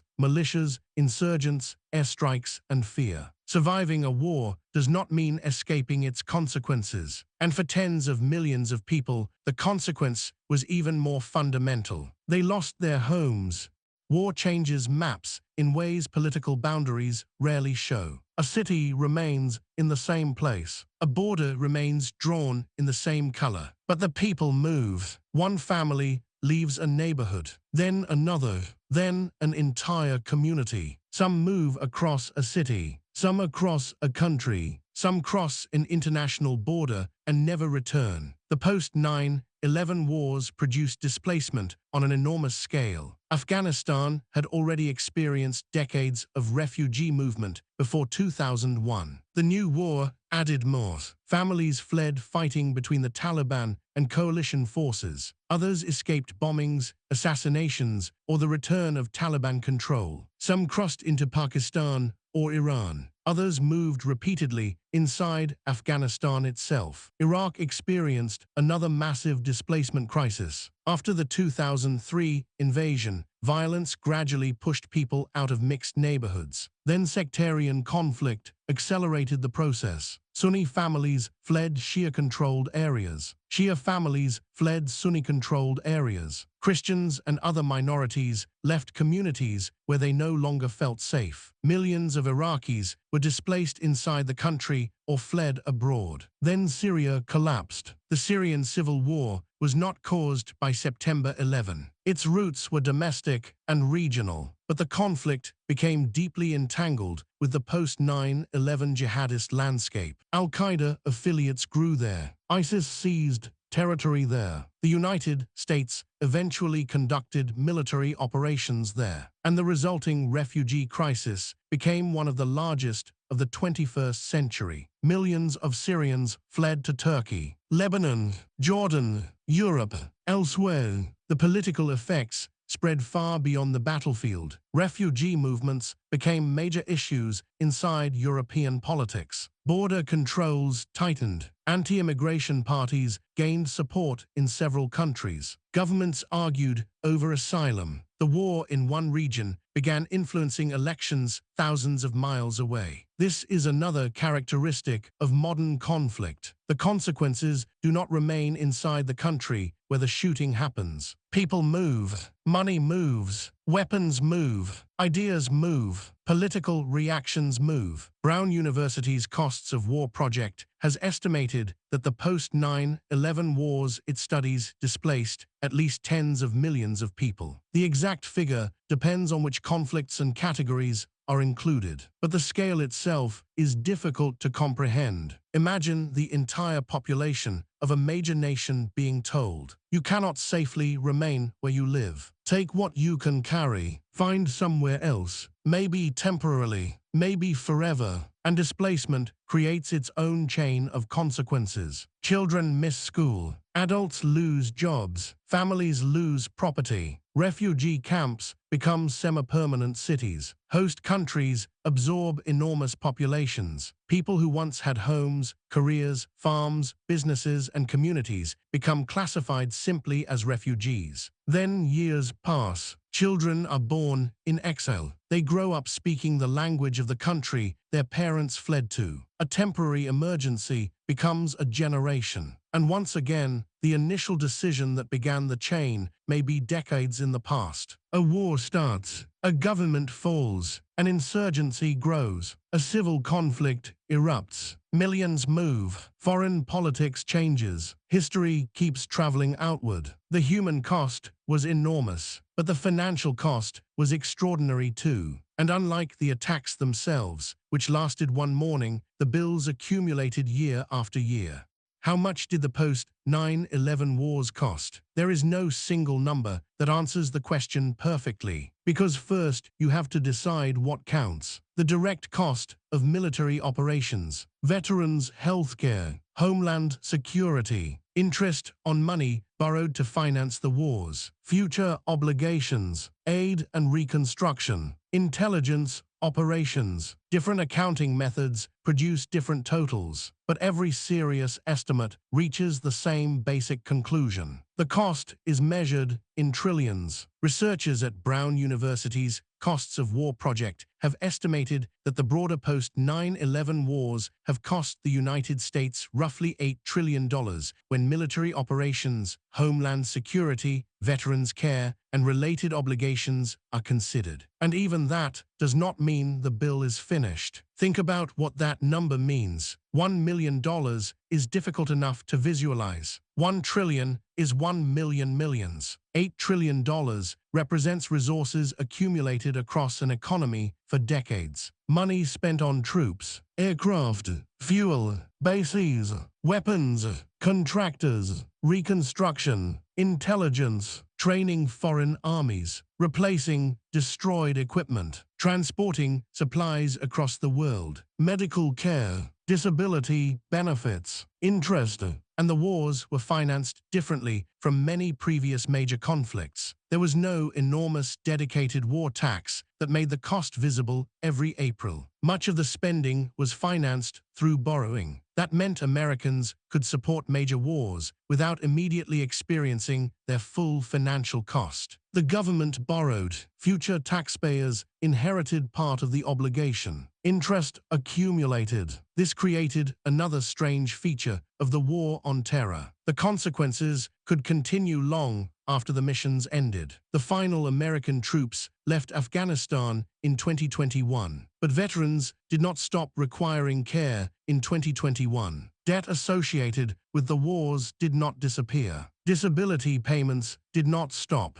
Healthcare costs did not stop. A veteran who was 25 during the Iraq War may still require benefits 50 years later. So the financial history of the War on Terror extends far into the future. Now compare the scale. Al-Qaeda's September 11 operation cost a tiny fraction of what the United States would eventually spend responding to it. That asymmetry was part of terrorism's strategic logic. A small organization does not need to match a superpower dollar for dollar. It can try to force the superpower to spend, to mobilize, to occupy, to harden infrastructure, to reorganize government, to fight wars, to maintain bases, to police enormous networks. The stronger country bears the larger burden because it has more to protect. That does not mean spending the money was automatically unnecessary. A government has obligations that a terrorist organization does not. It must protect airports, investigate threats, defend citizens, care for veterans, respond when attacked. But the imbalance still matters. 19 hijackers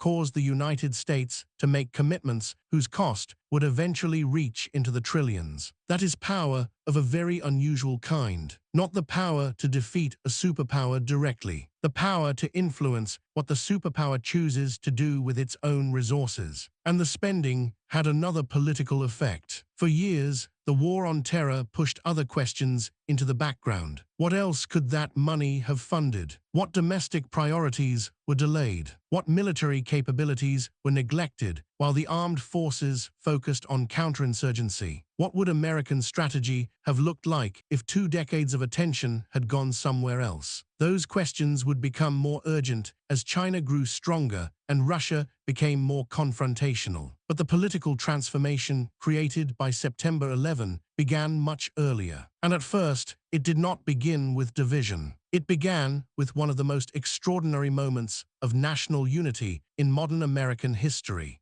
In the days after September 11, Americans did something that would become increasingly difficult to imagine in later decades. They united. Flags appeared everywhere. Outside homes, on cars, in store windows, at baseball games, on construction sites. People donated blood. Volunteers traveled to New York. Firefighters from around the country attended funerals for firefighters they had never met. Members of Congress gathered on the steps of the Capitol and sang together. Political arguments did not disappear, but for a brief period, they seemed smaller. President George W. Bush's approval rating soared. Democrats and Republicans overwhelmingly supported the initial military response. The authorization to use force after September 11 passed the Senate without a single vote against it. Only one member of the House opposed it. At Ground Zero, Bush stood with his arm around a retired firefighter and spoke through a bullhorn to rescue workers. Someone shouted that they could not hear him. Bush responded that he could hear them, and that soon the people who had knocked down the buildings would hear all of America. The crowd erupted. Whatever Americans thought about Bush before September 11, that moment captured the mood of the country. Anger, grief, defiance, solidarity. There was also a remarkable sense of identification with the victims. The attacks had targeted New York and Washington, but people across the country experienced them as attacks on themselves. The World Trade Center was not simply a group of office buildings. The Pentagon was not simply another government facility. The airplanes were civilian aircraft anyone might have boarded. That made the vulnerability universal. People imagined themselves at the desk, on the flight, in the stairwell, calling home. The unity extended abroad. As we saw earlier, allies rallied around the United States. NATO invoked Article 5. Governments offered assistance. For a moment, America possessed both overwhelming military power and extraordinary international sympathy. There were signs that September 11 might produce a lasting sense of national purpose. Instead, much of that unity would eventually dissolve. Some of the reasons had nothing to do with terrorism. Political polarization had deeper roots. Media was changing. The internet was changing politics. Demographic and cultural conflicts were intensifying. But the war on terror itself also became a source of division. Iraq, surveillance, torture, Guantánamo, civilian casualties, executive power, long deployments, the failure to find Iraqi WMD stockpiles. By the end of the decade, debates over the response to September 11 could be as bitter as the unity after the attacks had been powerful. But before the unity broke apart, it existed alongside something else. Fear. And fear could produce very different consequences from solidarity. For years after September 11, Americans lived with the possibility that another major attack could happen at any time. Not abstractly, visibly, the government created a color-coded Homeland Security advisory system. Green, blue, yellow, orange, red, low risk, general risk, elevated, high, severe. Television networks announced changes. Airports increased security. Police guarded bridges. Officials warned about possible targets. Financial districts, nuclear facilities, subways, sporting events, government buildings. The warnings were often vague because intelligence itself was vague. But vague warnings create their own psychological effect. Something might happen, somewhere, sometime. Anthrax had already demonstrated that threats did not need to look like airplanes. People began wondering about biological weapons, chemical attacks, dirty bombs, nuclear terrorism. Abandoned bags attracted attention. Unusual behavior attracted attention. Passengers reported other passengers. Police received endless tips. Government agencies conducted preparedness drills. Buildings developed evacuation plans. Companies created continuity plans for terrorist attacks. Schools practiced emergency procedures. News channels ran graphics asking what terrorists might target next. Entire television series and films reflected the new atmosphere. Terrorism entered popular culture. It entered political campaigns. It entered ordinary vocabulary. This fear also affected how Americans evaluated risk. A policy that might have seemed excessive before September 11 could now be defended by asking one question: What if it prevents another attack? And that is an extraordinarily powerful argument because the alternative is hypothetical. Suppose a security measure creates inconvenience for 10 million people. If it prevents one catastrophic attack, supporters can argue that the inconvenience was obviously worth it. But if the attack never occurs, no one can prove whether the measure prevented it. This makes counterterrorism politics unusually difficult. Success can make the threat appear exaggerated. Failure proves the threat was real. And politicians understand the incentives. If a government imposes extra security and nothing happens, it may be criticized for overreacting. If it refuses additional security and an attack occurs, the political consequences could be catastrophic. That creates pressure toward caution. More screening, more intelligence, more barriers, more information. Fear did not determine every decision after September 11, but it changed the environment in which those decisions were made. And fear rarely distributes itself evenly. People look for something that explains danger. A face, a religion, an accent, a country, a community. After September 11, millions of ordinary people who had nothing to do with al-Qaeda suddenly found themselves living inside someone else's suspicion. The 19 September 11 hijackers were Islamist extremists. All were men. All were from the Middle East. 15 were citizens of Saudi Arabia. Al-Qaeda justified the attack through an extremist interpretation of Islam. Those facts mattered. But in the fear after September 11, millions of people who shared none of the hijackers' ideology became associated with the threat simply because they looked, sounded, or worshipped differently from the majority. Muslim Americans faced harassment, threats, vandalism, violence. Mosques received hate mail. People were assaulted because strangers believed they looked Muslim. And the suspicion did not stop with Muslims. Sikh Americans became frequent targets. A Sikh man wearing a turban could be mistaken by someone who knew nothing about Sikhism for an Islamist extremist. Only days after September 11, Balbir Singh Sodhi, a Sikh gas station owner in Arizona, was murdered in a hate crime. His killer reportedly believed he was targeting an Arab or Muslim. That incident captures something disturbing about fear. The victim did not even need to belong to the group being blamed. He only needed to resemble the image someone associated with the enemy. Arab Americans of different religions also faced suspicion. Immigrants from Muslim-majority countries encountered new scrutiny. Government policies expanded registration, interviews, immigration enforcement, and security investigations. Some of these efforts were aimed at genuine vulnerabilities. The September 11 attackers had entered the United States through the immigration system. Several had violated the terms of their visas or provided inaccurate information. Government agencies had legitimate reasons to examine how people entered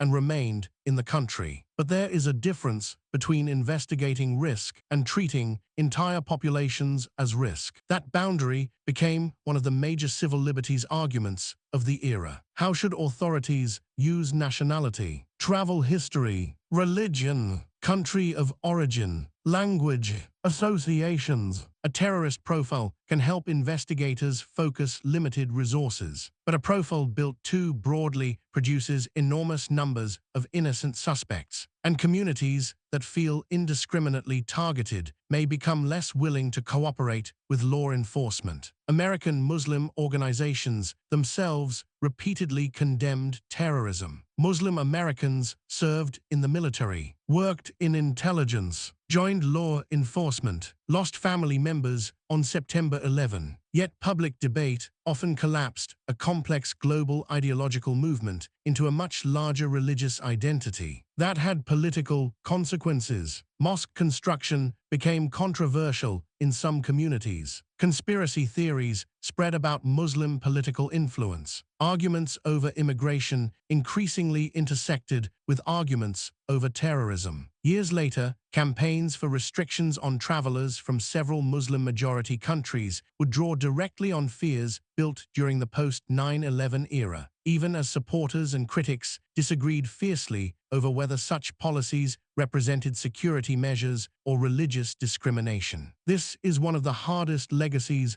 of terrorism. The attacker may want societies to divide. Then fear can help do part of the work. If citizens begin treating neighbors as enemies, the psychological impact of the attack extends far beyond those who were physically harmed. And by the end of the first decade after September 11, another kind of suspicion had grown too. Not suspicion of fellow citizens, suspicion of the government itself.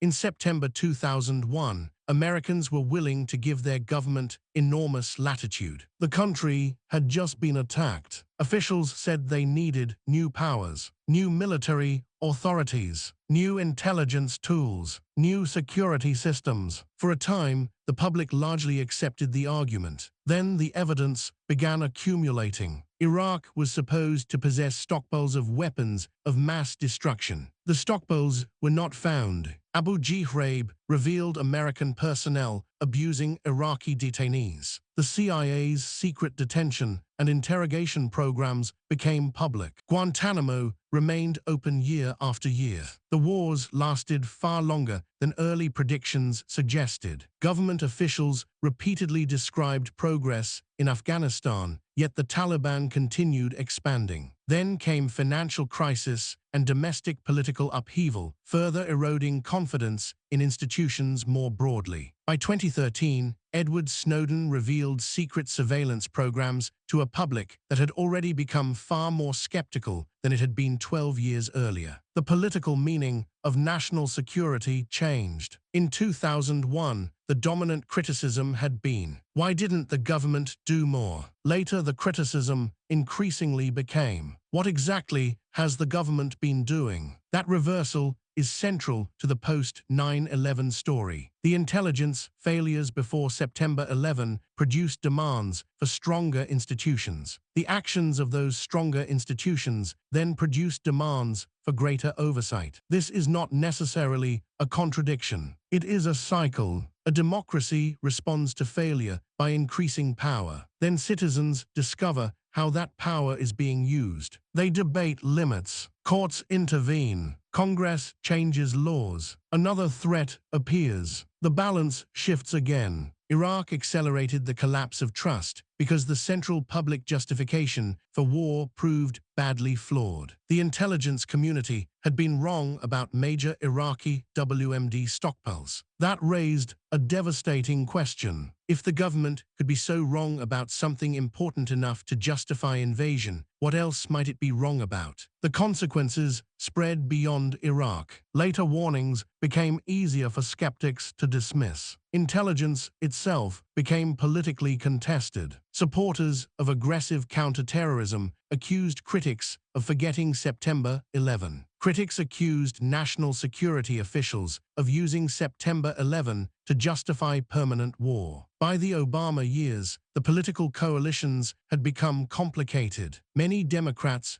who had criticized Bush-era counterterrorism policies found themselves defending drone strikes and surveillance authorities under a Democratic president. Many Republicans who had strongly supported executive power under Bush became more suspicious of federal surveillance when different administrations wielded it. The war on terror no longer belonged neatly to one political party. It had become part of the permanent machinery of government. And this may be one of the most important ways the era changed American politics. The immediate unity faded. The institutions remained. By the time the United States finally left Afghanistan in 2021, a large portion of the population had spent most or all of their lives living inside the post-9/11 system. Some barely remembered why it had been built. To see just how much had happened, we need to stop the story for a moment and look at the entire era at once.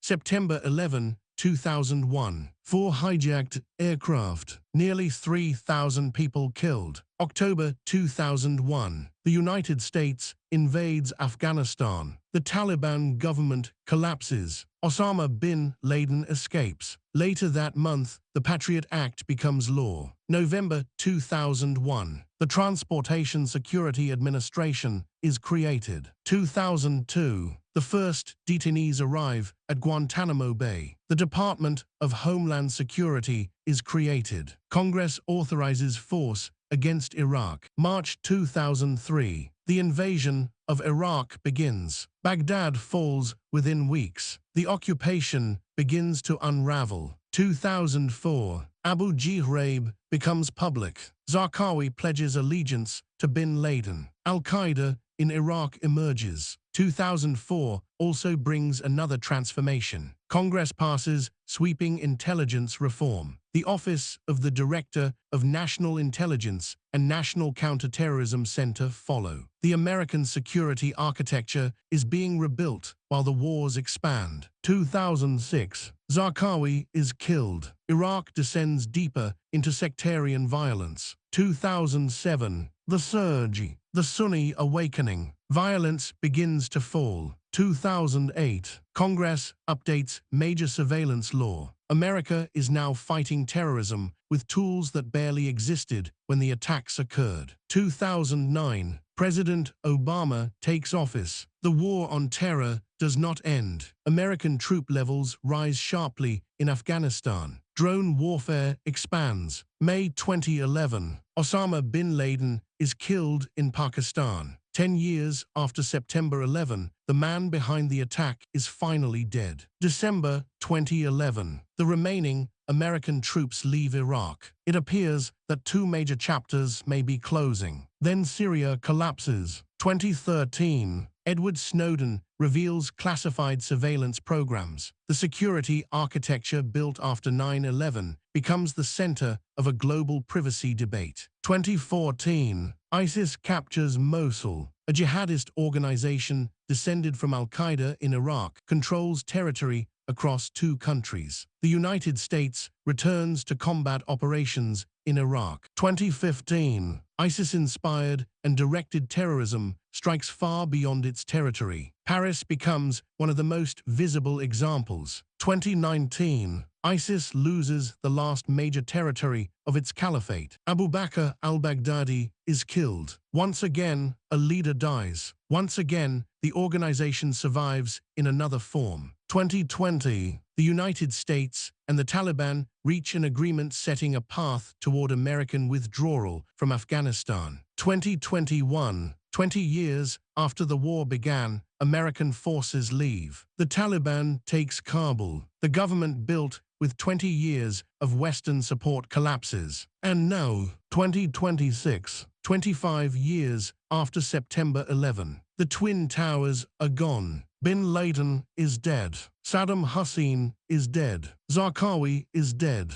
Baghdadi is dead. The original al-Qaeda leadership has been devastated. The territorial ISIS caliphate has been destroyed. American troops are no longer occupying Afghanistan. They are no longer fighting the Iraq War of 2003. So perhaps the obvious conclusion is that the post-9/11 era is over. But look again. TSA still screens passengers. The Department of Homeland Security still exists. The Director of National Intelligence still exists. The National Counterterrorism Center still exists. Guantánamo still exists. Drone warfare still exists. Counterterrorism operations continue. Surveillance authorities remain. Veterans still require care. The debt remains. The refugee movements changed countries. The Taliban governs Afghanistan. ISIS and al-Qaeda affiliates continue operating in parts of the world. The wars ended.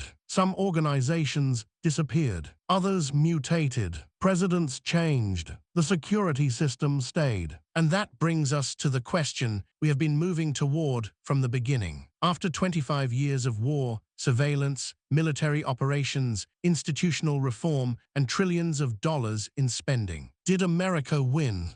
Did America win the war on terror? The question sounds simple. It is not. Start with the most obvious measure. There has never been another terrorist attack on the United States approaching September 11 in scale. No hijacked aircraft have brought down another American skyscraper. No foreign terrorist organization has killed thousands of Americans in a single morning. That matters. Security improved. Cockpit doors were hardened. Passenger screening changed. Intelligence agencies became better connected. Terrorist financing became harder. International cooperation expanded. Plots were disrupted. Operatives were arrested. Leaders were killed. Al-Qaeda's original leadership was devastated. Osama bin Laden spent years hiding rather than directing a global organization openly from Afghanistan. Eventually, the United States found him. The Taliban regime that sheltered Al-Qaeda was removed from power within months of September 11. Al-Qaeda lost the sanctuary from which it had planned the attacks. If the objective was to punish the organization responsible for September 11 and prevent it from repeating the attack easily, the United States achieved significant success. But now change the question. Did America eliminate jihadist terrorism? No.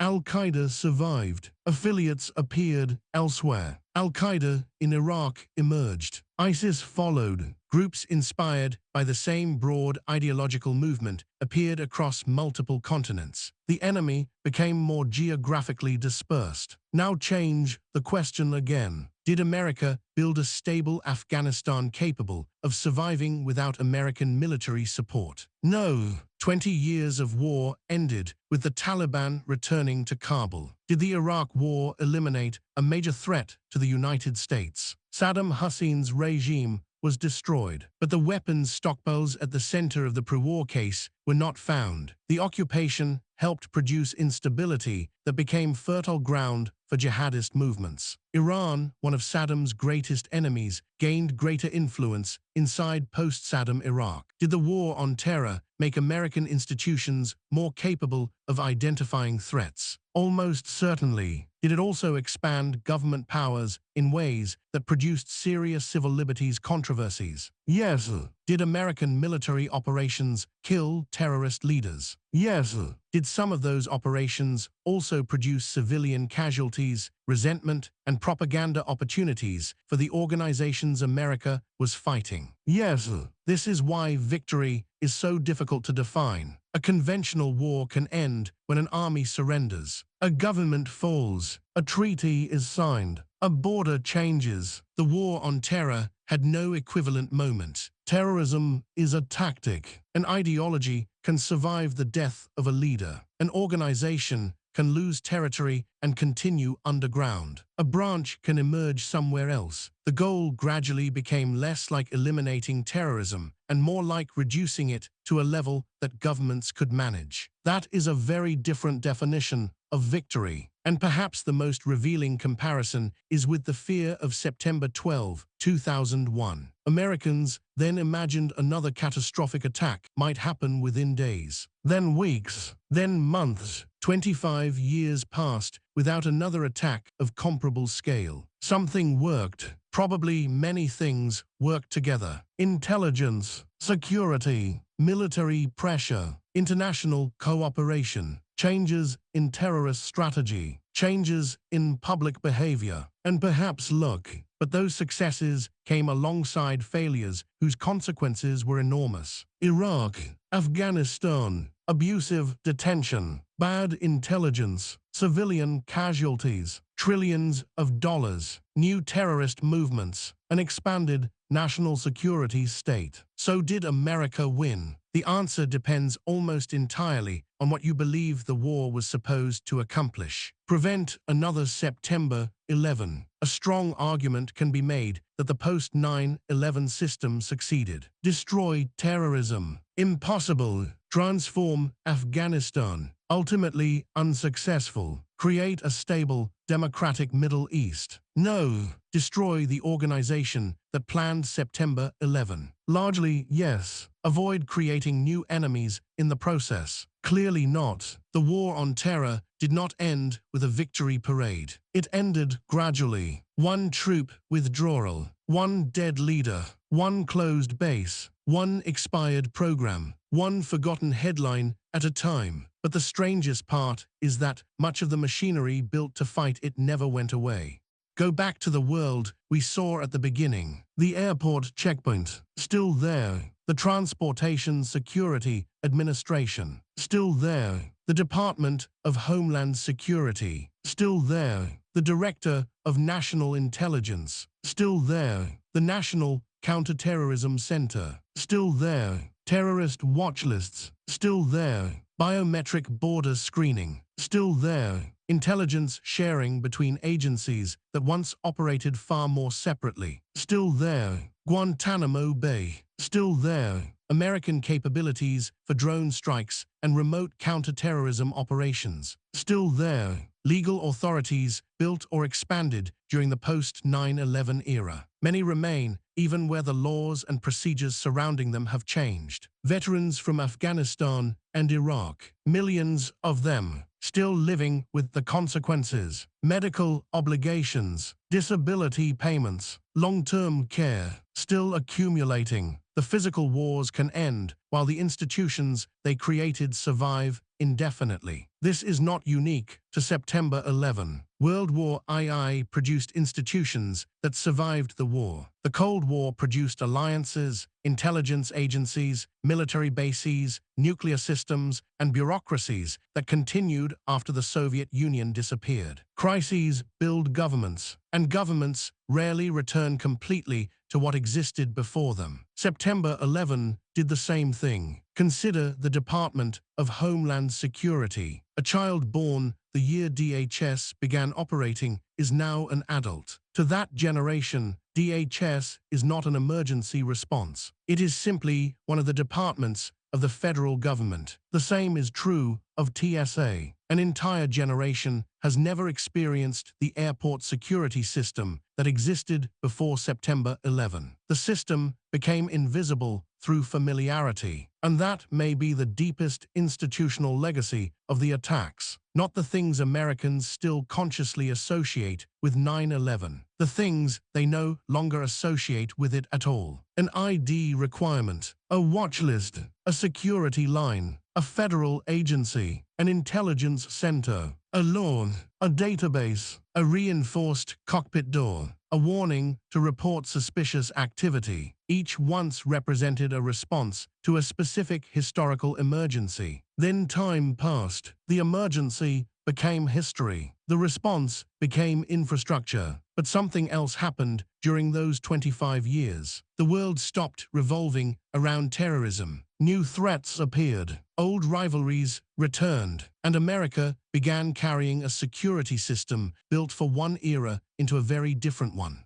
For years after September 11, terrorism dominated American national security. Presidential speeches revolved around it. Military doctrine revolved around it. Intelligence budgets revolved around it. Entire careers were built around counterterrorism. A generation of soldiers learned counterinsurgency in Iraq and Afghanistan. Then the strategic environment began changing. China grew dramatically stronger. Its economy expanded. Its military modernized. Its global influence increased. The central long-term challenge facing American strategists increasingly looked less like a terrorist network hiding in remote territory and more like competition with another major power. Russia also returned as a major security threat. The assumption that European great power conflict belonged to the past proved false. Cyber operations became central to national security. A hostile actor no longer needed an aircraft or bomb to damage infrastructure. Malware could disrupt systems thousands of miles away. Social media created another battlefield. Foreign governments could attempt to influence public opinion directly through information operations. Space became more militarily important. Artificial intelligence began transforming intelligence analysis. Autonomous systems, surveillance, cyber operations and warfare itself. The security problems of the 2020s no longer looked like the security problems of 2001. And yet the United States entered this new era carrying the enormous institutional inheritance of the previous one. Military bases, counterterrorism partnerships, surveillance systems, legal precedents, intelligence organizations, veterans' obligations, political memories, lessons learned from counterinsurgency, lessons unlearned from counterinsurgency. The war on terror had consumed enormous attention during the same decades in which China was rising. Historians will debate for years whether America's focus on Iraq and Afghanistan weakened its ability to prepare for other challenges. But one thing is clear. By the time Washington began describing great power competition as the central strategic problem again, it had already spent 2 decades organizing enormous parts of the national security state around terrorism. This is what major historical events do. They do not simply create consequences for the problem immediately in front of them. They influence which problems governments notice next, which capabilities they develop,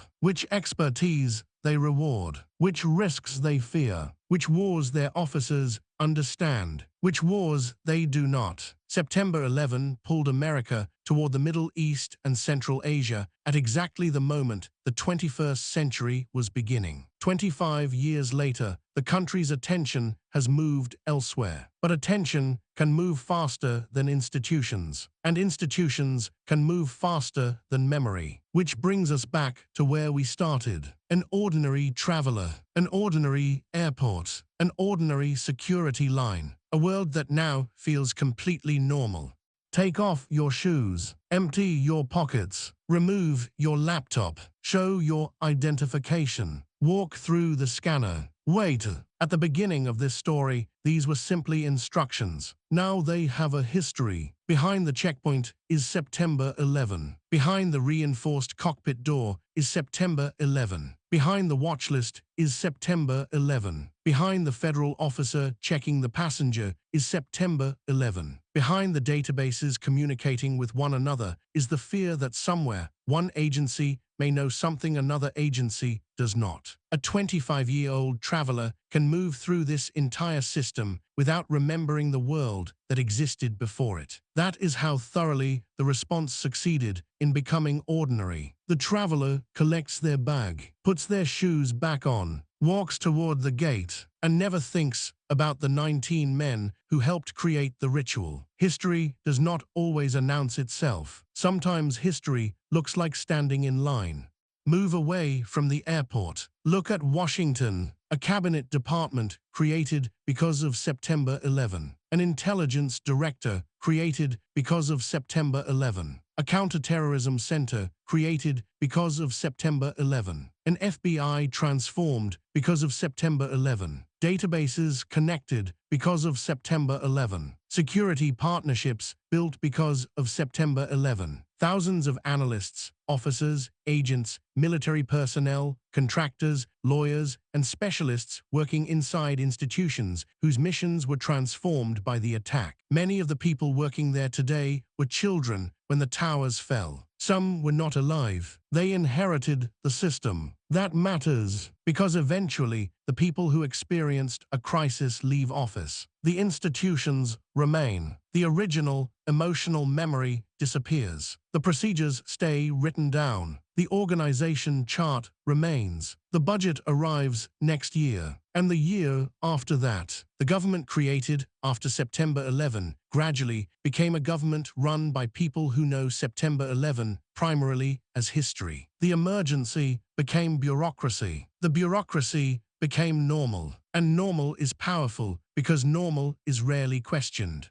Now look overseas. Afghanistan, where the first major war began. The Taliban is back in power. Iraq, where Saddam Hussein is gone, but where the political system created after the invasion still carries the scars of occupation, insurgency, sectarian conflict, and foreign competition. Syria, where the collapse of the state gave jihadist organizations room to expand. Yemen, Somalia, The Sahel, other regions where jihadist movements and counter-terrorism operations continued long after American attention moved elsewhere. There is no single battlefield anymore. Perhaps there never really was. The war on terror taught the United States how to fight a conflict without one. Satellites, signals intelligence, partner militaries, special operations, drones, financial sanctions, targeted strikes, cyber capabilities. A military operation can occur without an invasion. A war can continue without most citizens realizing it is happening. This may be one of the most important military legacies of the era. September 11 began with an attack that ignored traditional borders. The American response gradually learned to do the same. The battlefield became wherever the network existed. And once the battlefield can be anywhere, defining when the war is over becomes almost impossible.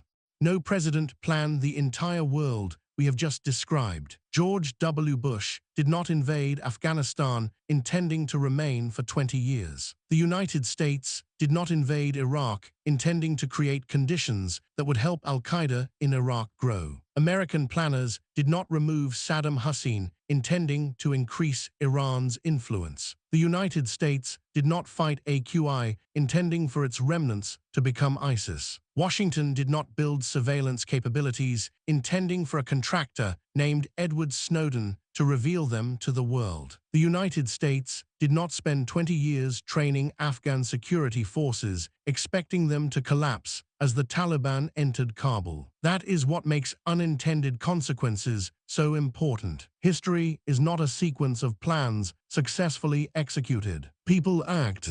Other people respond. Institutions adapt. Enemies learn. Allies change. Technology changes. Political conditions shift. Then the consequences of the response create the conditions for the next decision. September 11 produced Afghanistan. Afghanistan helped transform American military strategy. September 11 also transformed the political atmosphere in which Iraq was debated. Iraq produced insurgency. Insurgency helped al-Qaeda in Iraq grow. AQI was beaten back. Syria collapsed.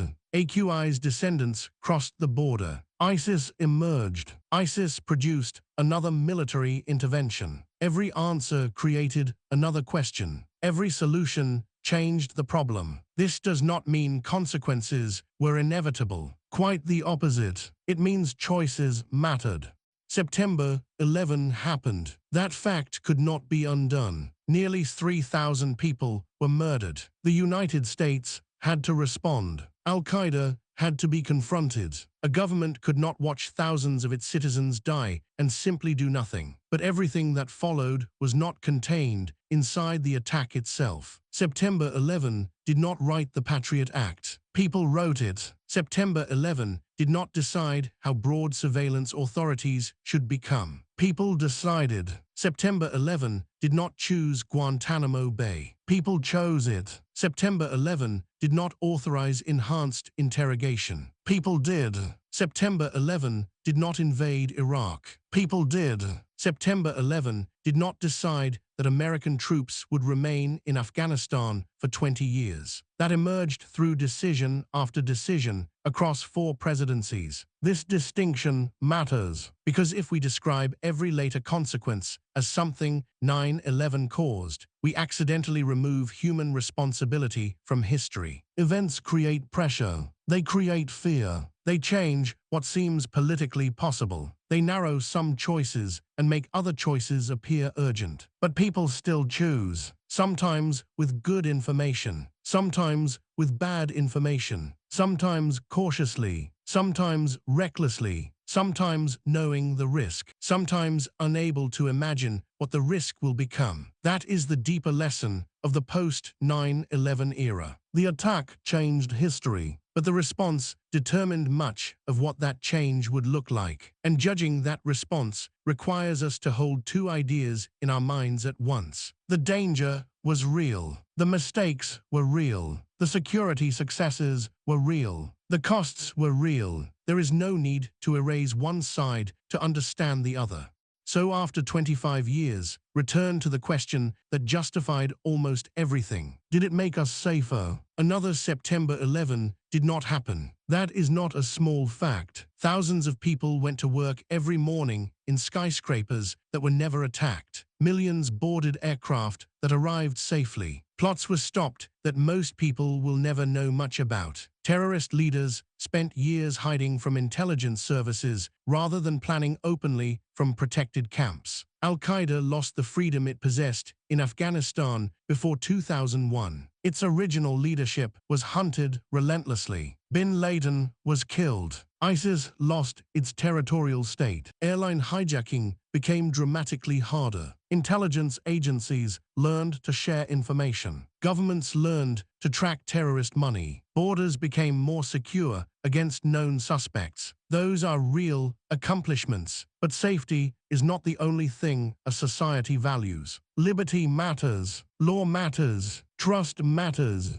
Money matters. The lives of people overseas matter. The lives of soldiers matter. The consequences of war matter. And some policies designed to produce safety created dangers of their own. The Iraq War helped destabilize a country. Abusive interrogation damaged American legitimacy. Surveillance produced profound privacy concerns. Civilian casualties created anger. 2 decades of war exhausted the public, and the Taliban returned to Afghanistan anyway. There is another difficulty. We cannot observe the alternative history. We do not know what the world would look like if the United States had responded differently. Perhaps a smaller response would have produced more terrorism. Perhaps avoiding Iraq would have prevented enormous instability. Perhaps leaving Afghanistan earlier would have produced the same Taliban victory sooner. Perhaps staying longer would merely have delayed it. History gives us only one path, the path people actually chose. So the fairest answer may be the least satisfying one. Yes,